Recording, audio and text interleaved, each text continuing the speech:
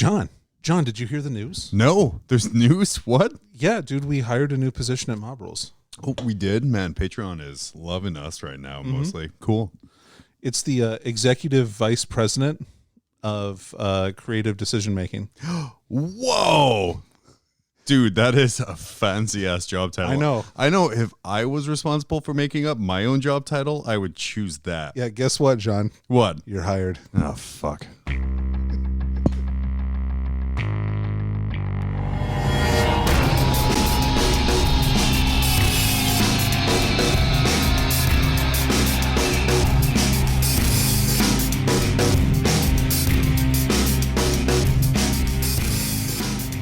Joke's on you, Danny. You're an assistant to the whatever the hell it was you just said.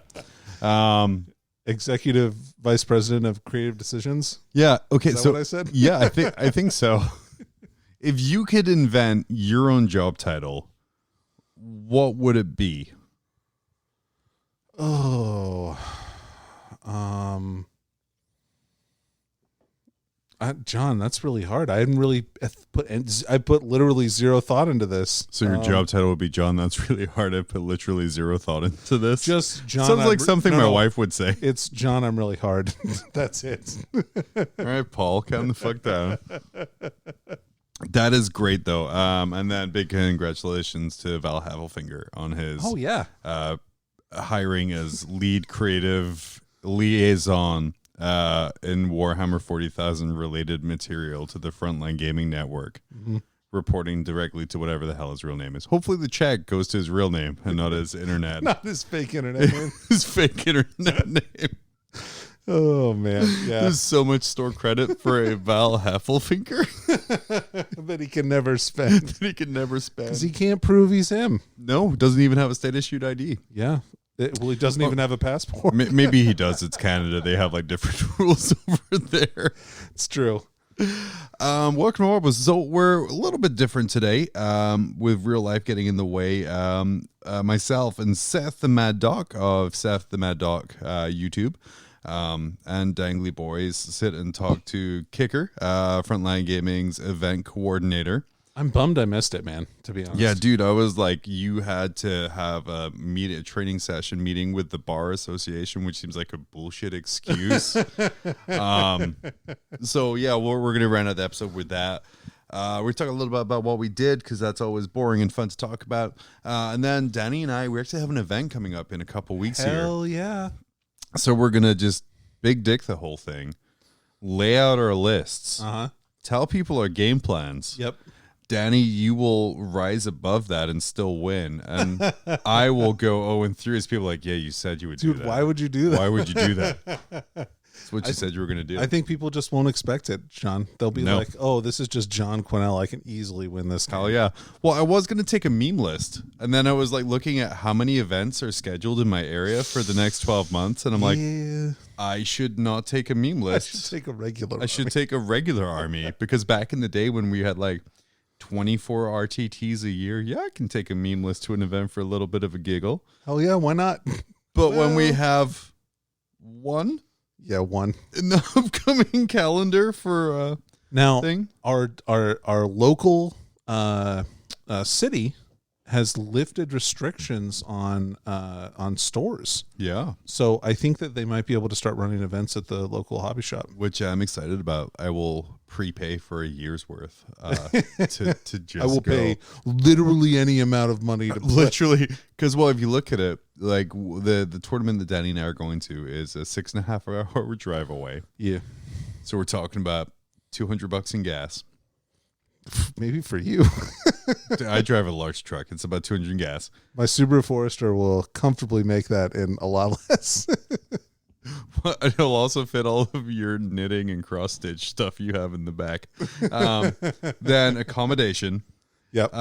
Plus all the other stuff is just, and I'm like, okay, at this point you could charge me $85 for a local Anchorage tournament, and I would still be spending less money to go there. So, Jean, if you're listening. Oh, God, no. Thankfully, she doesn't listen. We found that out after, we stopped running her ad. But We're very excited about it. And in that case, Danny, it's been 2 weeks. It actually has been 2 weeks. It's been like forever since I've actually seen you. I know. What have you been up to? Oh, God, actually a lot. So I have been working on my Dark Angels army. I'll go over the contents of that a little bit later. Spoilers. Yeah. Spoilers, yeah. I've been reading. I'm almost done with Gate of Bones. Oh, so you're probably going to want to talk about Gate of Bones next time. I mean, I think that wouldn't be a bad episode. That wouldn't be the worst thing. Let's get Taylor back before he becomes too famous for us. That's true. That's true. Yeah, we need to really lock that shit down. Like a 3-year contract. Yeah, Taylor, if you're listening, before you can come on Knob Rolls again, we're going to need some contracts. He can only leave the contract if if anything he leaves for, like if he leaves for a new show, it must be named "Fuck You, Val." And we've trademarked Taylor, so yeah. I hope that you're ready for that. Dude, Danny is almost a lawyer. We will come down on you so hard. Like at least 50% as hard as a regular lawyer would have. Oh yeah. You thought Joe Pesci was good? Danny is better. And I'm not your cousin. So, so I've been reading that. That book is fantastic, by the way. It's great. Have you finished So it? I'm about halfway through right now, but Okay. like super enjoying it, and just kind of like the perspective it's giving. And like this one is much more like a grounded one, where the first one is like giant space marines in the sky kind of doing space marine things, whereas this one is kind of goes more into the thing. So there's like Imperial Guardsmen, Sisters of Battle, and kind of more like discussion on that level too. I really liked the Custodes in this book. Yeah. They're pretty cool, and they're pretty nuanced. Like you can definitely tell there's some division between some of the different Custodes in the book, which is cool. Anyway, we can talk about that maybe during the next time. No promises. Yeah. But so I've been doing that. I have almost the entirety of the Dark Angels army built that I was mentioning before. So. Love it. I saw you working on some Lightning Claw Storm Shield Terminators, and it made me a little sad. Well, that's my command squad. It's only 3 guys. Oh, thank God. Yeah, the 10-man squad is already built. But if I have to waste a cast on those guys to ignore AP2, then that's only 3 guys I'm ignoring. Mm-hmm. That's right. Makes me sad. Yeah, they don't care about that anyway, because I'll just put them in Assault Doctrine so they're all AP3. So get fucked. Awesome. Great. Anyway. Please just fucking submarine you the whole time. What else? Oh, I've been playing in that TTS event, which finished up. Oh, yeah. You finished up a TTS Major. I did, which I won, which was pretty cool. I was pretty happy about that. Yeah. Getting some stiff competition. Oh, my God, dude. The players there were very good. Who were you most excited to avoid? So there was a lady who was playing this AdMech and Knights list that I'm really glad I didn't have to play against, which was it was 2 Megaras and I think and some Warglaves, and then it was an AdMech like patrol with 2 flyers and a bunch of the dogs. Like yeah, it did not look fun to play against. Like it's the kind of army you can eke a win out against, but they're gonna make you fucking work to get it. Well, yeah, and it has a lot of good tools against my army. There's a lot of mortal wounds in that army actually, which was pretty rough. Yeah, God, those the planes can fly over the Terminators and drop a bunch of bombs, and they probably kill 1 each or something like that, which is pretty rough. And then. Like even when you kill the planes, they can auto explode 6 inches for D3 mortal wounds on everything too. So that also sucks. And then you also have to fight 2 Megaras. So no big deal. You're fine, right? Everything is fine. What else? Yeah, so that list I was pretty terrified to fight against. I played against Pure Guard in the finals, which was really a really good game. It's really nice to see Guard in the finals. Yeah, God, that list was good too. I just don't think it was good against me. Right. Like it was 3 Lehman Rush tank commander or 3 Demolisher tank commanders, 5 Toroks with Gatling cannons. So he had 100. Oof. And then 2 full payload Manticores, and like 3 or 4 Scion squads and 3 squads of 10 infantry guys, and then a smattering of different characters, along with Kotias. How am I supposed to screen if you just shoot all my shit off the table? I mean, dude, and like all of those shots are AP1. Yeah. Like they're really, it's nasty. It's so many shots. Yeah. So there was that. What else? That was a really tough list. The Eldar list that I played against was interesting and weird. Oh, was that the one Taylor was very confused about last episode? Yeah, but it worked pretty well actually. I just think he kind of misplayed a couple of things. If he would have done a couple of things differently, I think he would have. I think there was a good chance he would win that game. So yeah, tough list all around. Great opponent. Everybody I played was awesome, so that was really nice. Like no jerks. I signed up for another TTS event. Oh, another major? No, it's 24 to 32 people, but it's like internet personalities. The one I invited you to as well. Oh, yeah. Well, you're gonna have to show me how to play TTS. Yeah, if you want to. I'm gonna have to figure out a list that isn't 100 fucking models. Let's step one right there. I got a message from John Kilcullen right before this. The Space Wolves guy from Goonhammer. Yeah. And I played him like round 2 of this last major tournament, and he's the guy who ran the whole event, which was awesome. So thanks, John, for running such an awesome event. You're a really stand up guy. But he messaged me. He's like, "I'm gonna have my fucking revenge on you, bitch. I'm getting you round 1. You're going down." Yo, that's not very cool gooning of him.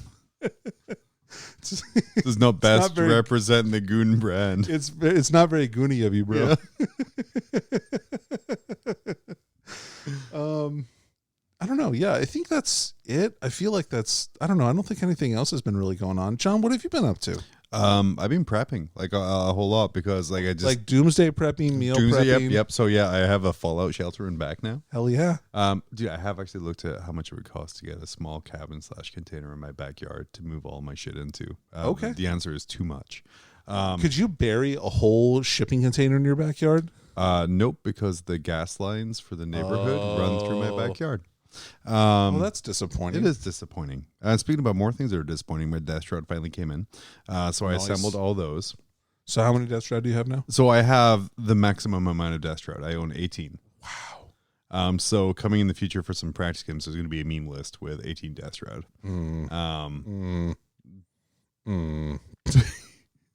But I think, there's probably something to it, but like it suffers from like my usual thing of like too much of a good thing. That's 900 points of your army, right? That is it's 900 points of that. If I'm smart about it, 915 because I do 2 flamers on the sergeant. Yeah, of course. So I got those. So 900 points then. So exactly, yes. So 900 points. So I got those guys sprayed gold. That first layer of wash on them. Nice. I bought 10 more Poxwalkers because all of my I'm on a Terminus S kick right now, and I only have 60, which is not enough for a Terminus S list. Yeah. So I bought a new box of 10. I'm very excited for the half of a Plague Marine I got with that. Oh, that's weird. Yeah, so like the sprue, like in the new Poxwalker, it's just from the one from Dark Imperium, right? The sprue in the Poxwalker box is just the one from Dark Imperium, so it comes with like a third or 2/3 of a Plague Marine. Okay, cool. So I'm like, okay, cool. And then I bought 10 more Poxwalkers off of eBay for like $15. Oh, that's a good deal. Which I was like, it's a good deal. It gets me up to 80, which I think is like the perfect number for that. Also like still waiting on getting my Contemptors in so I can make some Volkite Contemptors for when I want to not do Terminus Est. For when I want to win. Well, I still think I'll do okay. Yeah. Like you know me. I think Terminus Est is actually way undervalued. I think it's very good. And like there's so like it's only undervalued if you don't like look at the psychic tree, the warlord trait Typhus can take from it, and like sort of the psychic powers. And what makes it sleep a little bit is the psychic powers are just really unreliable. That 7 cast is not fantastic, but like if I have Typhus who throws out a power where he ignores AP 1 and 2, that's pretty nice. It is. Then if you're within contagion range, because I've done Gift of Plagues off another guy, like if I beat your toughness on the dice roll, then you just take mortals. And like really what I'm trying to set up is mortal wounds. So I have a lot of Terminators because if you kill them, great. I get to throw mortal wounds at you. The psychic powers I'm taking from the Terminus S list, or like pick a unit within 12 or within this case 18, because as we're going to talk about later, I'm going to take a relic. you take a mortal wound. Because you got dirty balls, right? Yeah. Everyone within 3 inches of you takes a mortal wound. So really try That's to cool. aim for those, because 40k is turning into this edition of aura bombs. So it's not necessarily like the Hero Hammer of 6th edition where you have like, Bark Star with everything all together. Right. But it's real similar because everything is still grouped together to like get the buffs and get everything else going there. So trying to kind of get It's a death ball. Yeah, it's a death ball. Most good armies are a death ball right now. Unless you're Dark Eldar. In which case, it's just everything is good. And we should just complain incessantly about how good it is rather than figure out some options on how to counter it. I know that's what I would do. God, I would hate to be productive with it. So yeah, I got those guys ready. I got those based. It's been like a long ass time since I painted a Poxwalker because I batch painted like 60, so I had to remember my recipe. Mm-hmm. Do you ever have that issue when you go to paint a unit you haven't painted in forever? You're like, fuck, how did I paint you? Yes, but usually not for long. No, yeah, it was like 10 minutes, but I'm like, okay. Well, yeah, but it's still like scary. You're like, oh shit, am I doing this right? Because I don't want to repaint 60 guys, but I don't want to have a unit looking different. So yeah, I get those guys together. Well, what else did I do? I think that's really about it. Just planned out some of the conversions I'm going to be doing for the Contemptor. I listened to some more of Gate of Bones, which is just like a great book. And I'm desperately waiting for Mortis to come on Audible. Oh, yeah. Because Mortis, you are not on Audible yet, and you need to be, so I can listen to you, and I can devour more Siege of Terror content. I thought you were talking to me at first, and I'm like, well, I don't really want to be on Audible, John. My Siege of Terror map came in. I ordered the map of the Imperial Palace from Siege of Terror. Does it look cool? Oh, God, it looks so cool. I'll show you in a minute here. And then also Plague Purge. Hell yeah, the mission pack? The mission pack for Crusade. Dude, we got to play some of those. Those look really fun. Like, okay, those mission packs, sure. Like, we play a lot of competitive games. There are so many missions in that book. Dude, I want to play some, legit, I want to play some Crusade games. I'm very stoked about that. We need to. And, like, there's some great things in there, but there are so many different missions in there. And it's like someone who in the past has run a lot of kind of casualty tournaments for people to come and kind of just relax at. The idea that all of these Crusade books come with like 20 to 30 missions, dude, is just balls amazing. How cool would it be if we rented out the shop? Sure. And for a Crusade day. Did a Crusade day. That would be super fun. Do like a half hour between rounds to do your in-between round stuff. Yeah. That does sound super fun. That sounds really cool. Yeah. All right, we may have to. We have to experience out there. But that's literally all I've been up to. I'm just painting towards being fully painted because I don't like playing non-fully painted anymore. Yeah. And not just for the 10 free points, but just because it's a satisfying feeling to lay everything out. And I'm going to try and get 10 free points at Tim's this like in 2 weeks. So we'll see if I can get 3 colors and everything. Don't worry about it. You're going to get 90 free points when you play me. It's real good. We're going to take a quick break. And then when we come back, we're going to go over the Invitational, our lists, all that other kind of fun stuff there. We will be right back. Dude, I'm the best. I took first place at another tournament. First off, stop with the thunder and lightning. You don't impress me. And second, let me check out the BCP rankings. And I don't see you on there.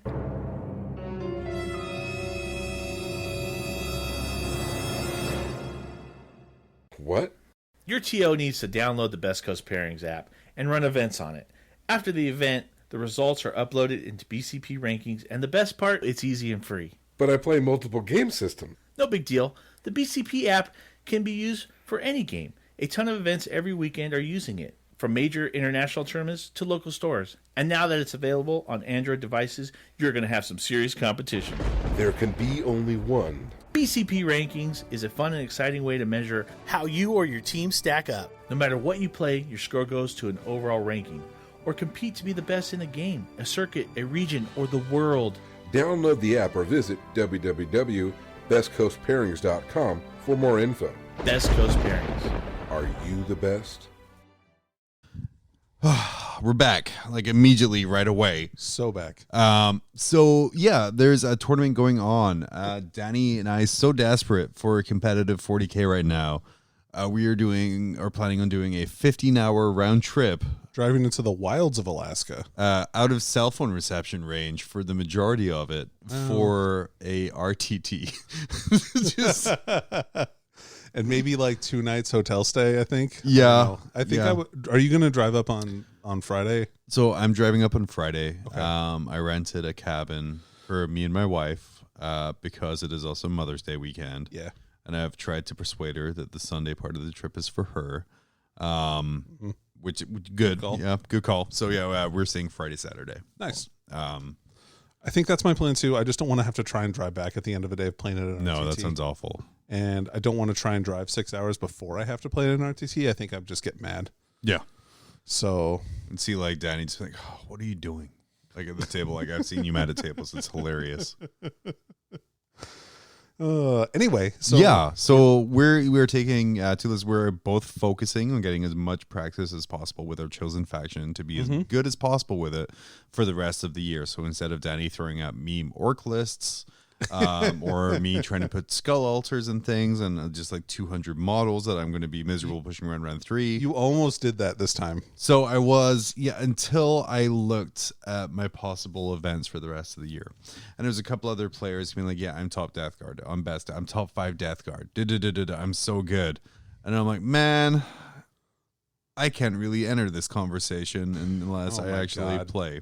Well, okay. I mean, you can. And like... Well, I can, but I want credentials behind it. I want my fake internet points behind it. Fair enough. Like right now I'm just doing the dynamic divot school things where like people say something, I'll put my opinion in, and they're like, well, no, you're wrong, because I'm like, oh, okay.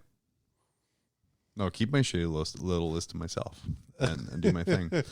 So yeah, Danny, you are bringing Dark Angels. I am. I've been playing to this event. You've been playing a lot. You just won a major with Dark Angels, making you the one to beat, one would assume, for this event with all of your regular practice with it. We'll see. I think people probably play a lot more. Like, I haven't played in person a ton, so that's a whole nother skill. Yeah. I've only played this list. I only sort of played this list once in person. I had to make a slight modification because I didn't have my other Talon Master built at that point. So now that I have both Talon Masters that I'm going to be taking, you're 100% power.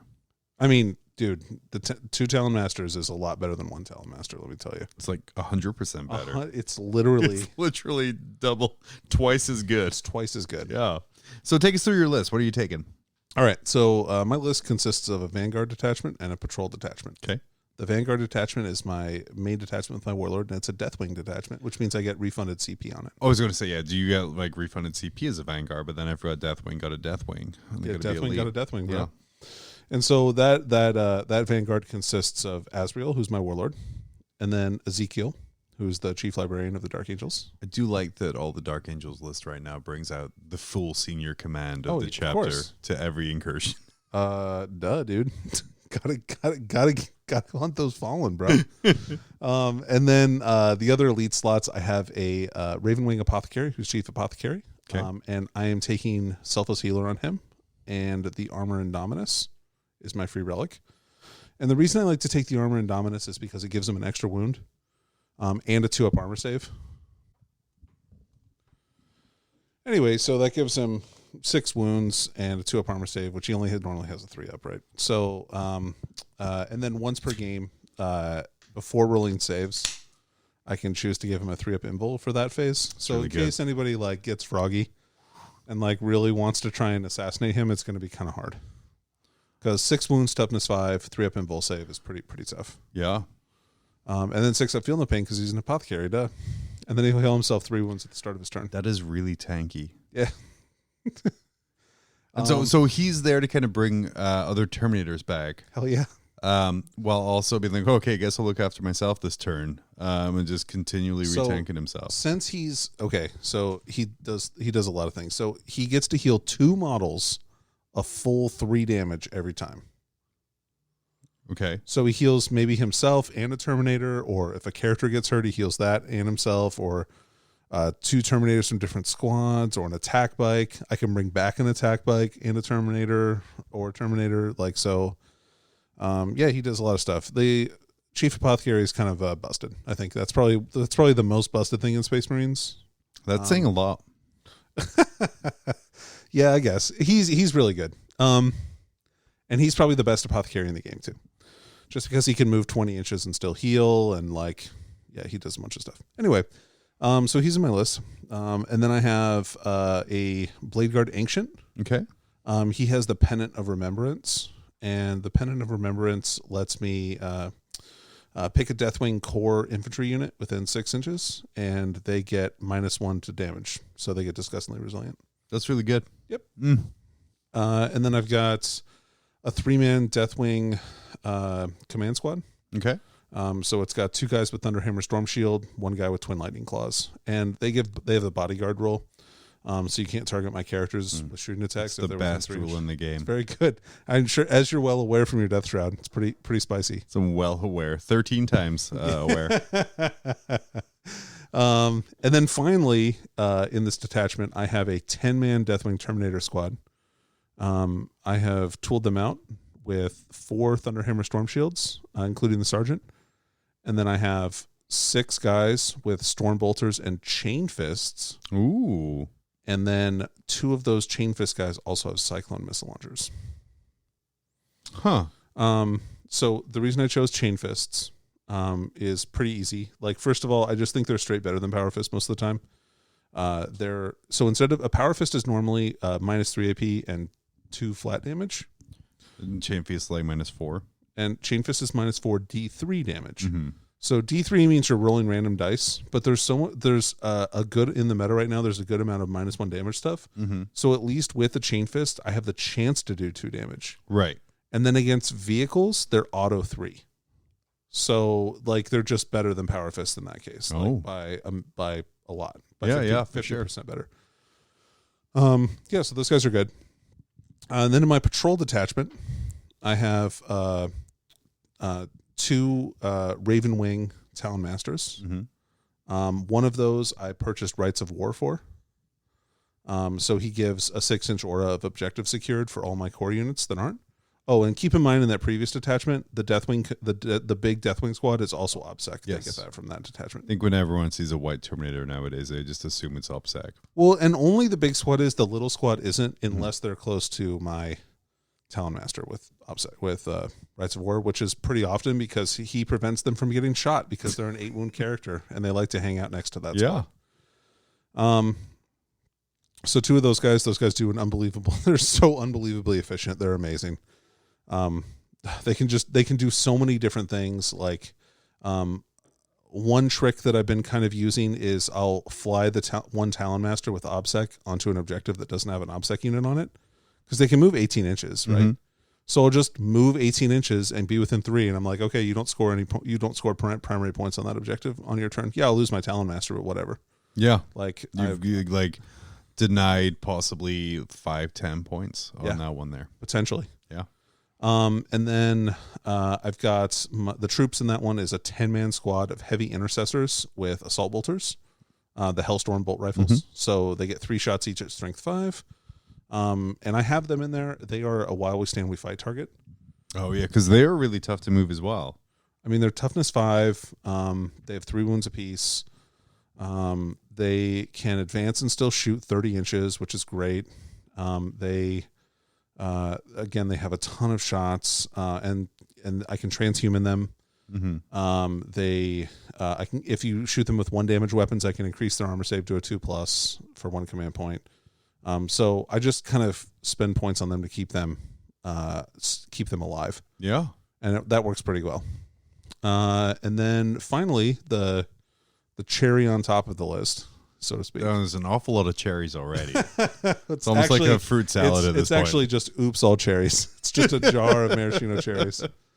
It's 2 units of 3 attack bikes with multi-meltas. You son of a bitch. Yeah. I lose all my cool multi-melta stuff by being overcosted to high heaven, and you gain so many attack bike multi-meltas. Oh, that's something I didn't tell you. My progress during my getting my stuff together, I found my missing Malefic or Blight Hauler. Oh yeah, I did see you posted a picture of that. So that means I now have 10. Oh, well, you got to get rid of one then. I do, yeah. I'm going to sacrifice one before the Invitational and just fucking throw it into the Delta Junction as a sacrifice. I'm sure there's only one junction in the entire town, so it works that way. Yeah. you could do that, and then you could, if you really just wanted to get rid of it, we could do like a. I'd compensate for you if we give that away to a listener. Oh yeah, we can do that too. Or we can do it like the last place prize, and they'll just keep it. We'll write on the base last place trophy, John Quinnell, 2021. Provided and received by Jonathan Quinnell. That's right. Yeah, so that's the list. It works really well. It's kind of my army style, and it fits into this. It's really passive. So yeah, you as a player, you like to be passive. You like to be durable. You like to kind of stop other people from doing things while also doing things that don't really rely on you stopping other people. Yep. So like if I shoot you stuff, oh cool, you did damage. Well, he came back. He's at full wounds. Yep. Also, you can't hold that. Yep. Yeah. And then like the stuff all hits super, like all the stuff is elite and hits really hard. So like you don't want to play around in combat. Like fuck around and find out to your detriment, right? Like, yeah. Because for example, like throwing righteous repugnance on the big Terminator squad is like an ungodly amount of output. Like I had 5 Terminators make it into a Megara in close combat, and I did over 30 damage to it in like Holy one shit. go. Oh, Like just dead. Like it's gone. yeah, It's yeah. dead. So Was that like average rolling, hot rolling, or?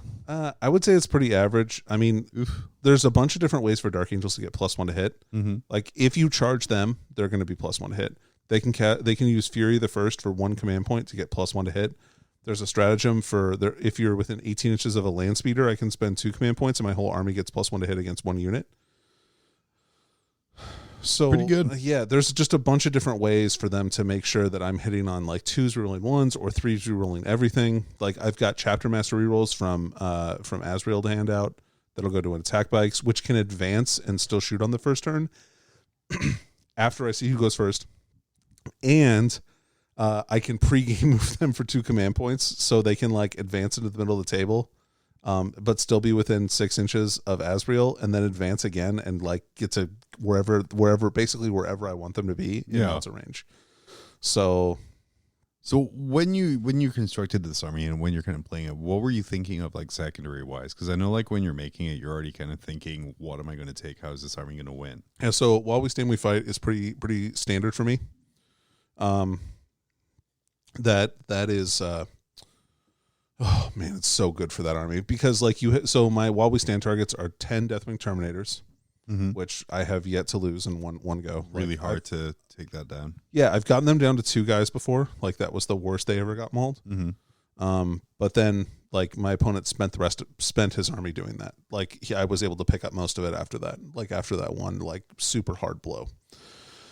And then let's see, I've got that's them. It's the Heavy Intercessors, which like you'll definitely kill 1 unit. Or like there's a good chance you'll kill 1 unit, especially if I'm playing them up with my Terminators. But then the other unit, like guarding my back objective, like almost never dies. So, or if I feel like there's a lot of threats, like I will be really cautious with them and not really advance them. Try to get them onto objectives where they can stay out of line of sight, that kind of stuff. Yeah. What else? Oh, and then Azrael. And Azrael is a 6 wound model with stick. Right, with a 2-up armor save, 4-up invul, and always has transhuman on. So, like all my Terminator models all my Deathwing models have transhuman all the time. So they're hard to get rid of. What else? So there's that. So While We Stand We Fight is always is pretty much a gimme for me. Like I feel like I always take that. And then there's on 5 objective missions, I like to take domination. Okay. Just because you can do a really good job of kind of controlling objectives secured and who has it and where it goes. Yep, and I can shoot people off of objectives pretty well. And I only have to take 3 objectives, which means I don't have to push myself out super far because my army is not fast. With the exception of the attack bikes and the Talon Masters, everything in my army is very slow. Like movement 5 on almost everything except for my characters, which are 6. So, and then so I like domination. I don't like table quarters or anything like that. just because I don't want to have to be all around the board. That's hard Right. for me to do. So one thing I haven't really played a lot of is I haven't done codex secondaries because the tournament that I was playing in didn't allow codex secondaries. Oh, So I really have to. I know that like Oath of Moment. Oath's a Moment is really good for this army. I think when I see a Marine player take Oath of Moment, I'm just like, just mark yourself off for 12, man, and then we can up it to 15 later if needs be. Yeah, and I'm not going to fill morale tests. No, Like because all the Deathwing auto pass. yeah, And then so that one's really good. And Dark Angels also have a specific one where if you hold the same objective for multiple turns in a row, what in the 10 Deathwing block would it be able to do that in your army? I mean, yeah, or just that heavy intercessor that's sitting on my back home objective. As long as I hold that the whole game, like I'm going to get 15 points. Mm-hmm. So, and if you want to come try and take it, like you can dig out 10 Deathwing Terminators. Have a really good time with that. I think I got plans for that. But Okay, sure, yeah, cool. have a good Yeah, time. fair enough. So yeah, that stuff is good. I don't usually take Psyker ones because I want the psychic powers because Dark Angels and Terramancy powers are great. So good. Yep. I take banners Okay. often. Actually, I've taken. I don't take many that one times. very often. So what why do you take banners? What makes that successful? Well, so depending on it really depends on deployment, right? So if it's a mission that I can move onto 3 different objectives and raise a banner, that's like a really good mission for me to take that on because if I do that, I'll get 3-point second turn, third turn, fourth turn, fifth turn, and end of game, which gives me 15. So even if I'm and I just my opponent has to take those objectives away from me, which usually they don't want to do. Right. So that usually works out in my favor pretty well. So that one's pretty good. I don't usually take scramblers or anything like that because I'm usually not deep striking anything. I'm usually just walking stuff around the table. Right. And also kind of with how prevalent scramblers has been being like a lot of lists now have kind of defense against that. Yeah. So people are definitely taking units specifically to deny scramblers from people, which is good. They should. So those are kind of some of the objectives some of the secondaries that I try and take in this army to win. The deployment is pretty simple. I just try and make sure nothing, like I can't really lose anything important on the first turn, especially before I can get my buffs up. Got to get your buffs up. That's right. Got to get them buffs up. Buff up those buffs. So rookie buffs.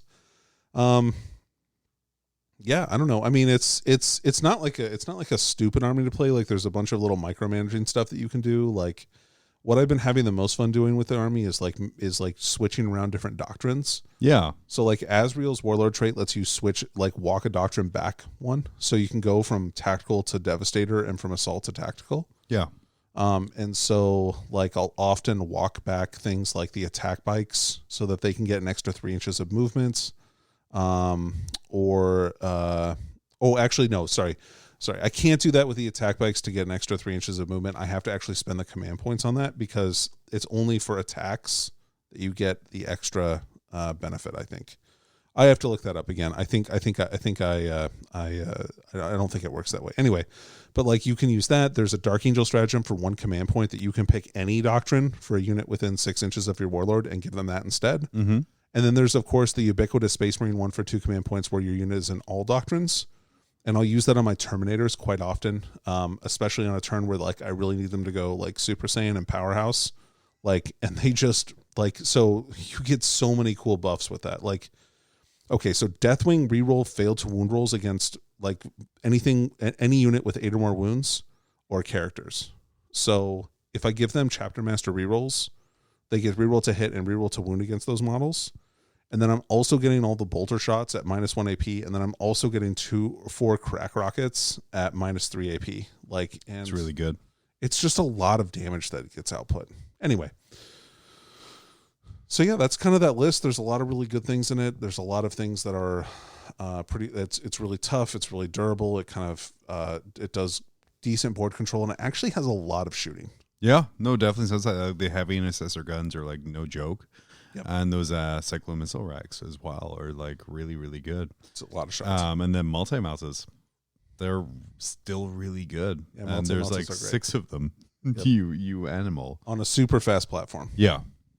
Which is a good reason why attack bikes have been out of stock for about 3 months now. I just got 3 more in today. Wonderful. Good. Glad you got them in time. So for me, yeah, John, let's hear about this list. I want to know all about it. oh, for sure. So I'm pivoting a little bit and changing some stuff around. I'm going for a Terminus-Ast Death Guard list. Okay. Again, the way your list kind of plays to your playstyle. My playstyle's kind of evolved to scoring points early, and then dying by turn 3. But by that point, tapering off, but you already have a lead, right? I already have a lead, and it's really hard to kind of follow up there. Yep. So kind of just abusing some like regular Death Guard things and not worrying so much about killing, because with the Terminus-Ast, of course, the caveat is you can't take any vehicles. So there's no Volkite Contemptors, there's no drones, there's no Plague Burst Crawlers. So it really takes a lot of your long range firepower and your higher AP shooting out of there.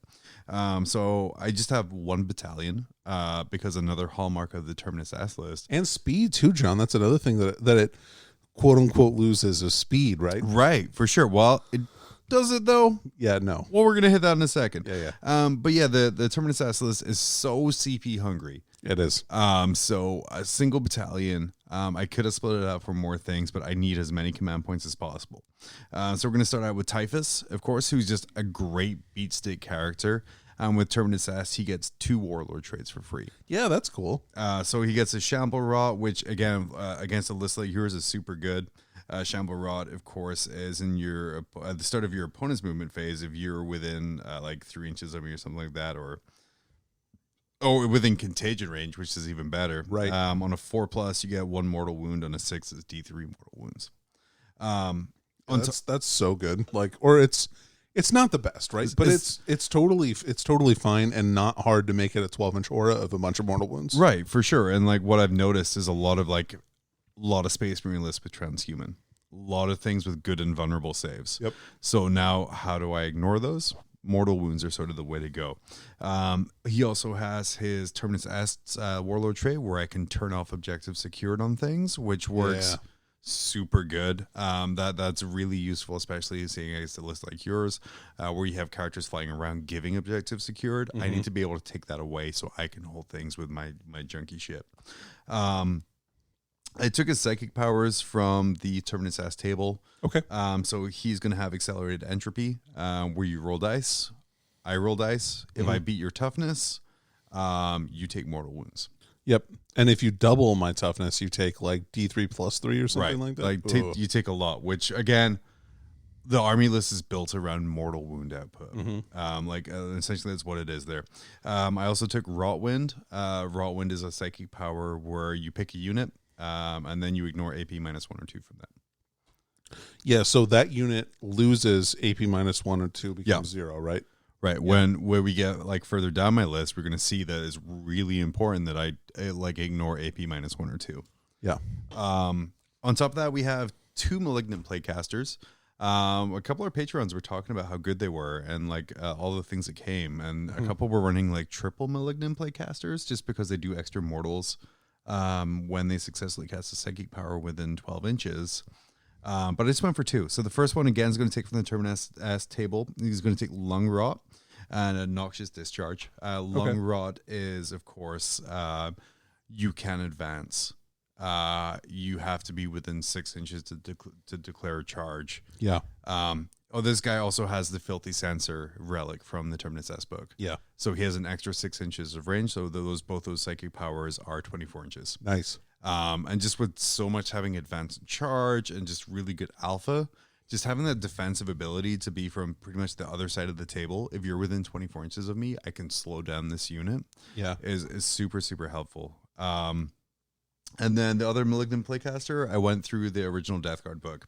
So he has Gift of Plagues, which I think is an auto include in every single Death Guard army. Yeah, it's really good. It adds 6 inches to your auras. So if you looked at Typhus turn 1 as a 3-inch aura, plus 3 inches for being a Lord of Contagion, plus 6 inches for the Gift of Plagues, which is like Warp Charge 5. So you can pretty much max his range early on, and with his Warlord trait, that is super, super useful. It's pretty powerful, yeah. And then also Miasma of Pestilence, because that's the other kind of auto take power. It's really good. For my troop choices, I have 71 Poxwalkers. Hell yeah. I have 3 units of 20 and a unit of 11. So why the unit of 11? Are they just kind of backfield? So they have a couple of roles. So they are either going to hang out in backfield, or they're going to make use of the Terminus Est stratagem, where if it gets killed below half strength, I can bring it back for free anywhere I want, pretty much. Nice. On the edges. So like they can kind of jump, grab backfield objectives. They can hold the middle and just really screen out my deployment zone a little bit. But really, that was the most Poxwalkers I could afford with everything else there. The big 3 units of 20. Obviously, turn 1, we're going to use the Terminus Est stratagem to add 3 inches to their movement. Right. We're going to run them 8 to 13 inches up the table. The idea with those guys is they're going to get in combat as soon as possible.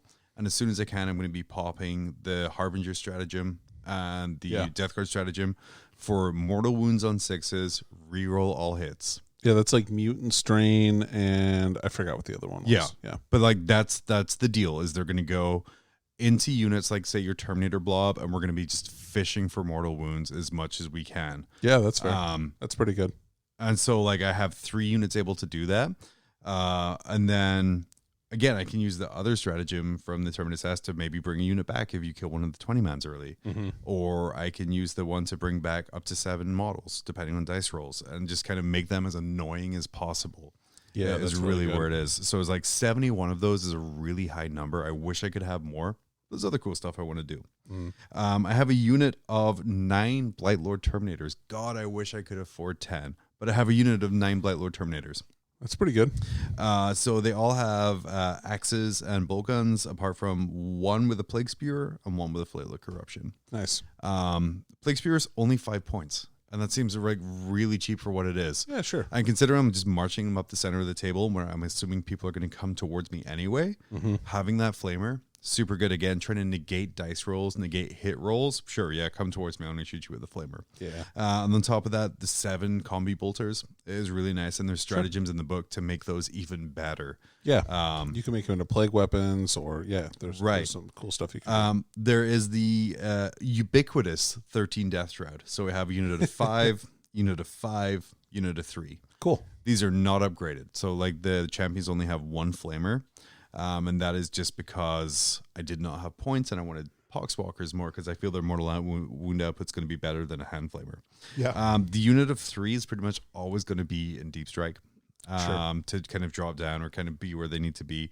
And then the 2 units of 5 just kind of walk up the table protecting the characters. Yep. It's going to be a hard time removing 10 Death Shroud. Oh, yeah, they're going to be a pain in the ass. Then we have our Foot of Vitron. We have a Plague Surgeon. If I have that many Terminators, I'm taking a Plague Surgeon, because in this list there is 22 Terminators and Typhus. So the Plague Surgeon is going to help keep them alive for longer. Yep. That Plague Surgeon, also I paid for the extra Warlord trait to give him Arch Contaminator, because he's already going to be there anyway. Right. Might as well give those guys rerolls. And also the Fulgaris Helm, which is really an auto take for that Plague Surgeon. Makes his the aura 6 and like his regen aura is 6. His field no pain is even bigger. So like it's a great thing to put on him there. It makes those Terminators even more of a pain in the ass to deal with. And it affects Arch Contaminator too. Yep. Yeah. It's super good. And then we have a Tallyman. Again, this is a CP hungry army. I need every single command point I can get. Yeah, make sure to not forget to roll your Tallyman. I know. Yeah, I have to write it on my arm in Sharpie. There you go. And I'm going to look every time. And then I have a Foul Blight Spawn with Stench Vats, because it's a Death Guard army. Of course you're going to have a Foul Blight Spawn with Stench Vats. He's really good. Yeah. Did you give him Viscous Death? I did not. Okay. I chose to keep the points in Poxwalkers. That's instead. cool. I get it. And then Fast Attack, I have 2 units of Chaos Spawn of 1 spawn each. Those guys are going to hang out in backfield objectives. They're going to screen my deployment zone. If you want to shoot them, great. That's perfectly fine. That means you're not shooting at the other 97 targets that I have on the field. Yeah. If you don't shoot them, great. I'll score some points for holding objectives. That's also good for me. That's also good for me. Yeah. The list really works by not caring what happens to it. Sure. And kind of going in with a game plan. And my game plan is also pretty passive too. If there is a mission-specific objective that asks me to hold an objective, I'm probably generally going to take that one. Yep. Every time I like those kind of I like those the mission-specific ones. Yeah, a bit too. there's a lot of there's some really bad ones, but most of them are really good for me. And I think I built to that because of that, but knowing that, okay, there's at least a good chance I'm going to get this here. Spread the Sickness is like a perennial favorite of mine. It's a way to guarantee pretty much 3 victory points a turn by just doing mortal wounds to poxwalkers. Oh yeah, for sure. Like, oh man, like, yeah, as long as you're puking on objectives, that's an awesome one. And like, yeah, you can't do it on the central, like probably on central objectives, unless they're like pretty close to your deployment zone with your fast moving poxwalkers. But you're definitely going to be in range on the second turn to do it, unless your opponent is within 3 inches. Yeah, which is bad for them. Which is bad for them because they're going to be within mortal wound bomb range of them. Exactly. And then what I really like about that is Spread the Sickness. I choose to auto take mortal wounds. What I can then do with that is kill my poxwalkers in a way that I lose more than half the squad to morale, which then I can use the Terminus S stratagem to bring them back on the other side of the board. Poxwalkers don't take morale tests. Oh, but they're out of coherency. Sorry. There you go. That would work. It's the right words. Right theory, wrong words. That's my great segment that I'm going to add in here. But yeah, so you take mortal wounds to spread the sickness on this thing. You remove poxwalkers in a way that squad is out of coherency, and then you kill the half that's out of coherency, and then you can use a stratagem to bring the squad back at full strength at the other side of the board. Right. Which I think is a really neat little trick to do. And again, it comes from a place of not really giving a shit, like if my models die or not. Is what points am I getting? That's super awesome. I like your gameplay. Like my game plans, I don't care if my models die. I don't care what I kill. What am I scoring that turn? Yep. And most of it comes around everything in my army can do mortal wounds. It's very characterful for your army. It is too, yeah. Super callous. And like, everything. it's a very characterful Terminus S list. The only thing I'm mad about, like, I wish I debated a long time between doing like the extra 6-inch psychic range or giving the Plague Skull of Gogtha to one of my Destro champs. Yeah. Which is a good item too. They're both great items, but I just feel, especially with a lot of the things that we have and kind of some of the meta that we're seeing from some of the people that are going to be there, turning off advance, restricting charge range is going to be way more helpful for me to control how the game goes. Yeah, sure, that makes sense. Because if I can turn off someone's ability to charge or not charge further than 6 inches, I can make sure that my Foul Blight Spawn is in position to really fuck them over with auras. Yeah. Rather than kind of having to, okay, if you charge me here, we do this, we do this, we do this. The only bad thing about Terminus Est is majority of the psychic powers are like Warp Charge 7. Right. But that's another reason I'm keeping a lot of CP. I'm not trying to do a bunch of extra Warlord traits, is so that I can use CP rerolls for those like real clutch ones. That's smart. And the clutchest power is just Gift of Plagues, which is Warp Charge 5, extra 6 inches. And then Terminus S as well has a bunch of stratagems to give me extra range on my contagions. Oh yeah, that's right. You can pick a unit and they get a 12-inch contagion range, right? That's pretty cool. And I believe is when I give, I pick an enemy unit. If I wound it, I believe I can add contagion to it through a psychic power. Oh yeah, it like adds it either. I forgot how that works. It's like for the rest of the turn or for the rest of the game. I believe it's the rest of the battle. Yeah, that makes power. That's kind of where I'm at too. So there's like a lot of cool little weird things to do, but I think it should do okay. It's built around ignoring dice rolls and scoring passive objectives. Yeah. Which is where this edition kind of sadly shows success. Well, yeah. No, and I'm honestly like that's a play style that's very familiar to me and one that I like. I really like your list. I think it's good. I think it's a sleeper. Like people don't think about it, but like as far as it just has a lot of stuff, and that's really good. And what's great is that if you take out my screens, which is the 70 Poxwalkers, cool. I'm just advancing Death Shroud into your face. Take out the Death Shroud, I'm going to mortal wound you to death with the Poxwalkers. Everything you have there is a definite melee threat. Yeah. Yeah. The only like rough thing's gonna be flyers are gonna be an issue for me. I try to maybe think about a demon prince in there, but I always have smite. That's right. You have smite plus all the other mortal wound powers you have. Yeah. So lots of stuff in there. Stay away from malignant plaguecasters. I think you should do okay. We're going to take a quick break. When we come back, we're going to hope that I edited together Innes' segment, and he's going to talk to us about trading up, which is what he will soon be doing with this podcast. Earl Hagen was a legend. In 1960, he whistled his way into Hollywood and into our hearts. Decades later, he made a comeback, lending those lustrous lips in the 1980s to such bands as the Scorpions, Guns N' Roses, and Pat Benatar. A half-century after his humble beginnings, he's at it again. This time without cumbersome musical accompaniment, he'll have you wetting your whistle and whistling along. His new album, Earl Whistles Disney, is sure to be a hit with all generations.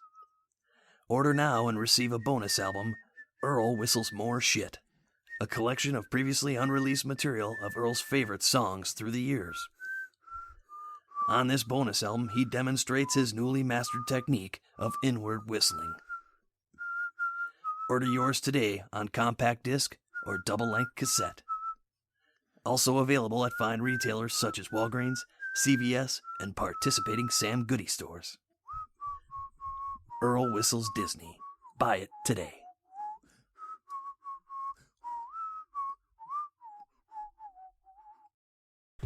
Good morning and good evening, everybody. I'm Innes Wilson, and I'm back with another segment of Lo-Fi Beats to Get Good To with Mob Rules.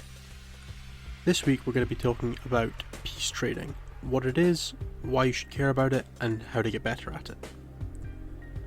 So the basic concept of piece trading is when you have a unit and you use it to go and deal with something else and you expect to lose it in return. That's a very basic definition of it, but you can see this in examples like there's a unit your opponent has the you need to deal with.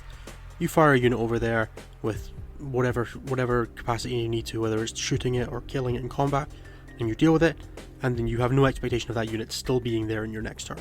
That's a piece trade. You are trading a piece of your material for some of your opponents. And in very basic terms, there are three kinds of piece trade. There's trading up, which is where something that is less valuable for you trades with something of a higher value of your opponent. There's trading down, which is where something high value trades for something low value. And there's an even trade, which is where you trade roughly equivalently. So how do you know whether you're trading up, trading down, or trading even? That is going to come down to a couple of different factors. One is points, and you'll often hear this people saying, "Oh well, my thing killed 200 points of yours. That's it, made its points back." This is roughly what they're saying with this. Is that they're saying if it dies now, I feel like I've made a roughly even trade. And points is one good metric. So you expect a 100-point unit to do roughly the same as another 100-point unit, which means that if you trade your 100-point unit for 100-point units of theirs, it's a roughly even trade. The difference in that then comes where you have something that's more valuable in a specific situation. So you might have a transport that's protecting a very key unit, and if your opponent's able to deal with that and take your very valuable unit out of the game, then they might be trading up in terms of effect on the game state. And that's what trading up and trading down can really come into their own in terms of, I managed to use a piece that's less valuable than yours in terms of its effect on the game. So objective holders might be a good example of this. If you're able to throw in a squad to go and deal with something that's the only way your opponent has of dealing with objective play, and you take that out, you might be finding yourself in a much better position.